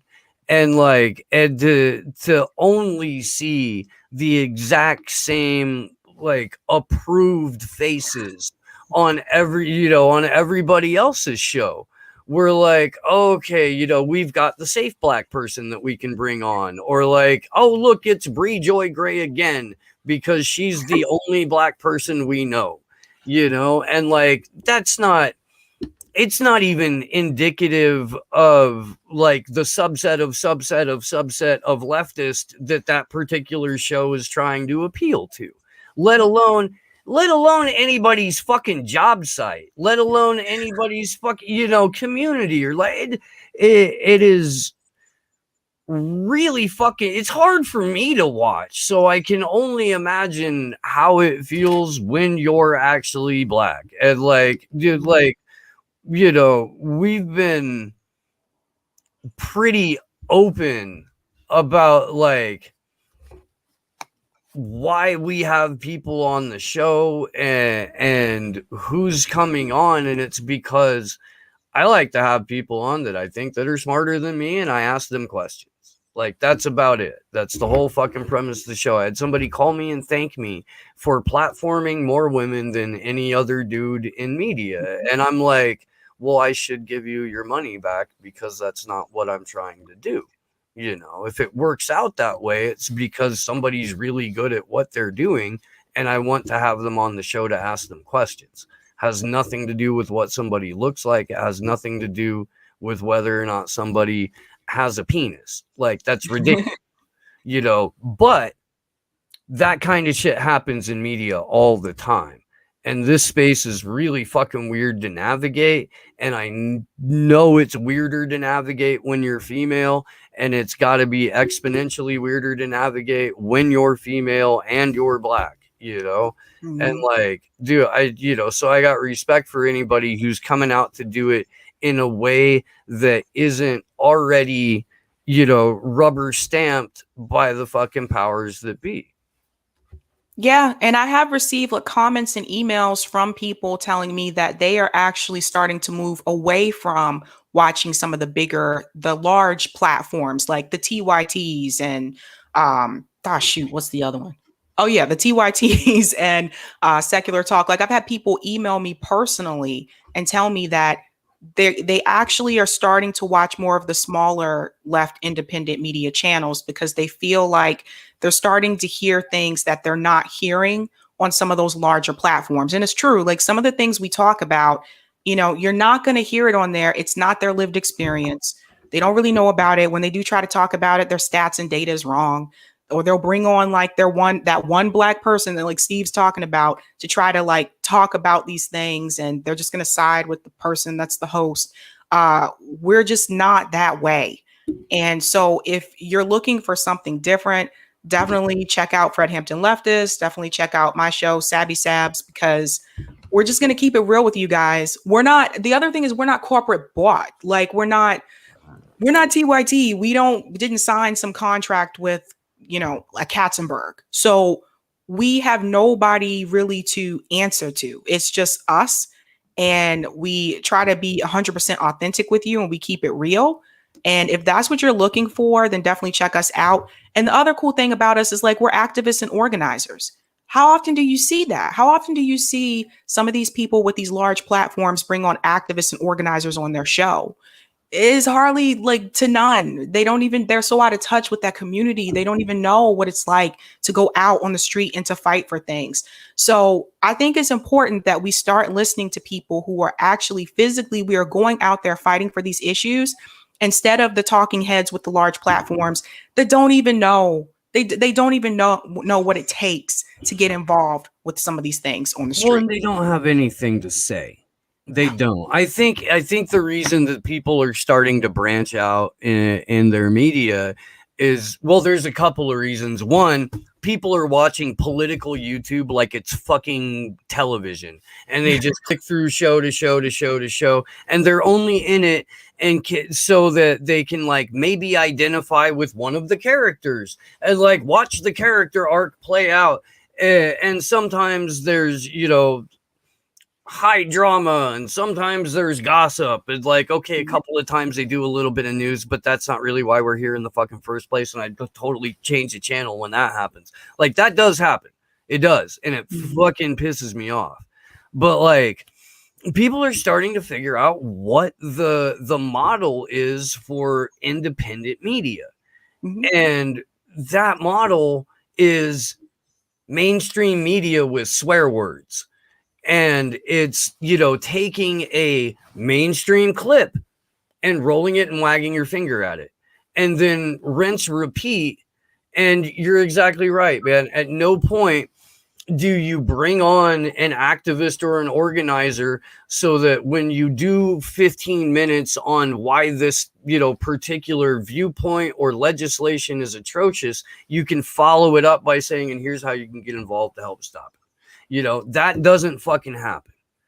And at least at like MCSC, like, we're approaching media from a place of activism. Yep. And when you see like a force the vote thing go down, and there's nobody with a big platform except Nico House, like, he's there with a fucking bullhorn. And it's like Fee's over there, and Pasta's over there, and Johnny's over there, and I'm over there, and fucking Glory's over there. And like, and it's, you know, and we've all organized our own fucking thing that's going to take place in an hour too, you know, and unless we're doing that, unless we're constantly following up what we report on with actionable things to do, we're pundits. I'm not here to be a pundit. I'm not. That just means I fucking passively observe the horrific shit my government is doing to me and everybody else. And maybe I fucking whine about it a little bit. But like, that's not what any of us are trying to do. And you've got someone like Kyle Kulinski who really wants to be the first male co-host of The View. That's his fucking life ambition, you know, is to get to that spot in media. And like, I mean, go God, homie, be like, good luck, but expect pushback on that. No. Yeah, I can see. That's so funny, Steve. Oh my gosh, I could see that. Yeah, I mean, you got to ask people. I mean, and don't get me wrong, like some of these channels, I think like back in the day when they first started, you know, may have felt more passionately about these issues, but once you got like contracts coming in from like $20 million contract TYT, then you have the corruption, right? So, and we've noticed that with the talking points, with Force the Vote, with the whole Biden thing. Like we've seen these things happen. So money can corrupt you. It can change your message. And I think people are just tired of that. They're tired of, if you're at this point, if you're going to watch TYT, you might as well watch MSNBC. Yeah, that's kind of what you're getting. I retired the nickname, but for years and years and years, my nickname for Cenk Uygur was Cable News on the Internet Guy. That's what I called him. We ran a poll, and the audience decided that his new nickname would be Cenk Eunuch. And that has worked out pretty well too. But it's cable news on the internet. And that's okay, I guess, you know, but it's infotainment. And like, we're out of fucking time. I don't know why the vast majority of independent media hasn't figured that shit out yet. But like, we have significant obstacles in front of us, and we have arguably, well, John Kerry said it, so it's his words, but like, the World Economic Forum and the Great Reset and the Fourth Industrial Revolution and the whole Build Back Better slogan that not just Joe Biden, but every Western leader who is in power today has rolled out and used. All of that shit, that doesn't get legislated. None of that gets legislated. John Kerry said there's no more administration, there's no other administration more capable of bringing in the Great Reset than Joe Biden's. And to like eliminate the conspiracy from that, it is the complete commodification of nature. It is the total surveillance of living organisms. And that's their words. Now, none of that gets legislated. All of it gets decided on between business leaders and world leaders, and then implemented via business mandate. And this is the thin veneer of separation between corporations and state, where the government can throw up its hands and be like, well, that's a private business doing what a private business is going to do, and we're not going to get in the way of that. When you're looking at that, when you're looking at like inarguably a technocratic state, with all of our elected officials cheerleading the technocratic state, like the resistance to that can only be apolitical. The resistance to that can only be like post-partisan, and the education around it has got to be, in my opinion, like as often as possible in person. And I would love to see, like, I would love to see what Rome's Tour for the Poor is doing, like, turn into, okay, also, we've got 4 people from Fred Hampton left that are going to be doing a panel immediately afterwards.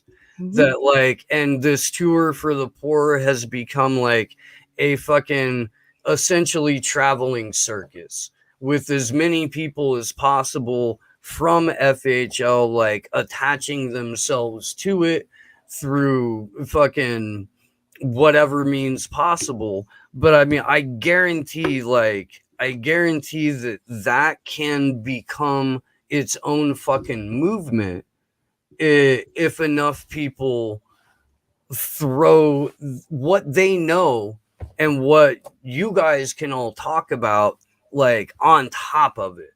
You know, we've done similar shit with the Action for Assange stuff, where when we started the Assange vigils in 2019, it was 4 people on the internet, and now there's 13 or 14 chapters in the US and in a couple other countries where people are organizing actions independently, where it's not like national leadership makes a decision to hold an event on this day and then everybody does it. Like, everybody's operating in a decentralized manner and fucking kicking ass and like going on the ground as often as possible. And it's allowed us to be able to go to a number of different places, cover it, document it, and then be able to talk to everybody afterwards and like keep the information going.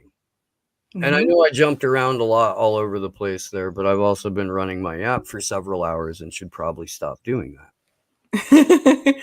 Yeah, so that, you know, that's one of our goals. All of us eventually want to get to the point where we can do this full time, and we can do those things. Like, Rome is still doing his tour for the poor. He's doing phenomenal work with that, and we want to expand that if possible. And that is our ultimate goal, and to get more of us out on the road as well.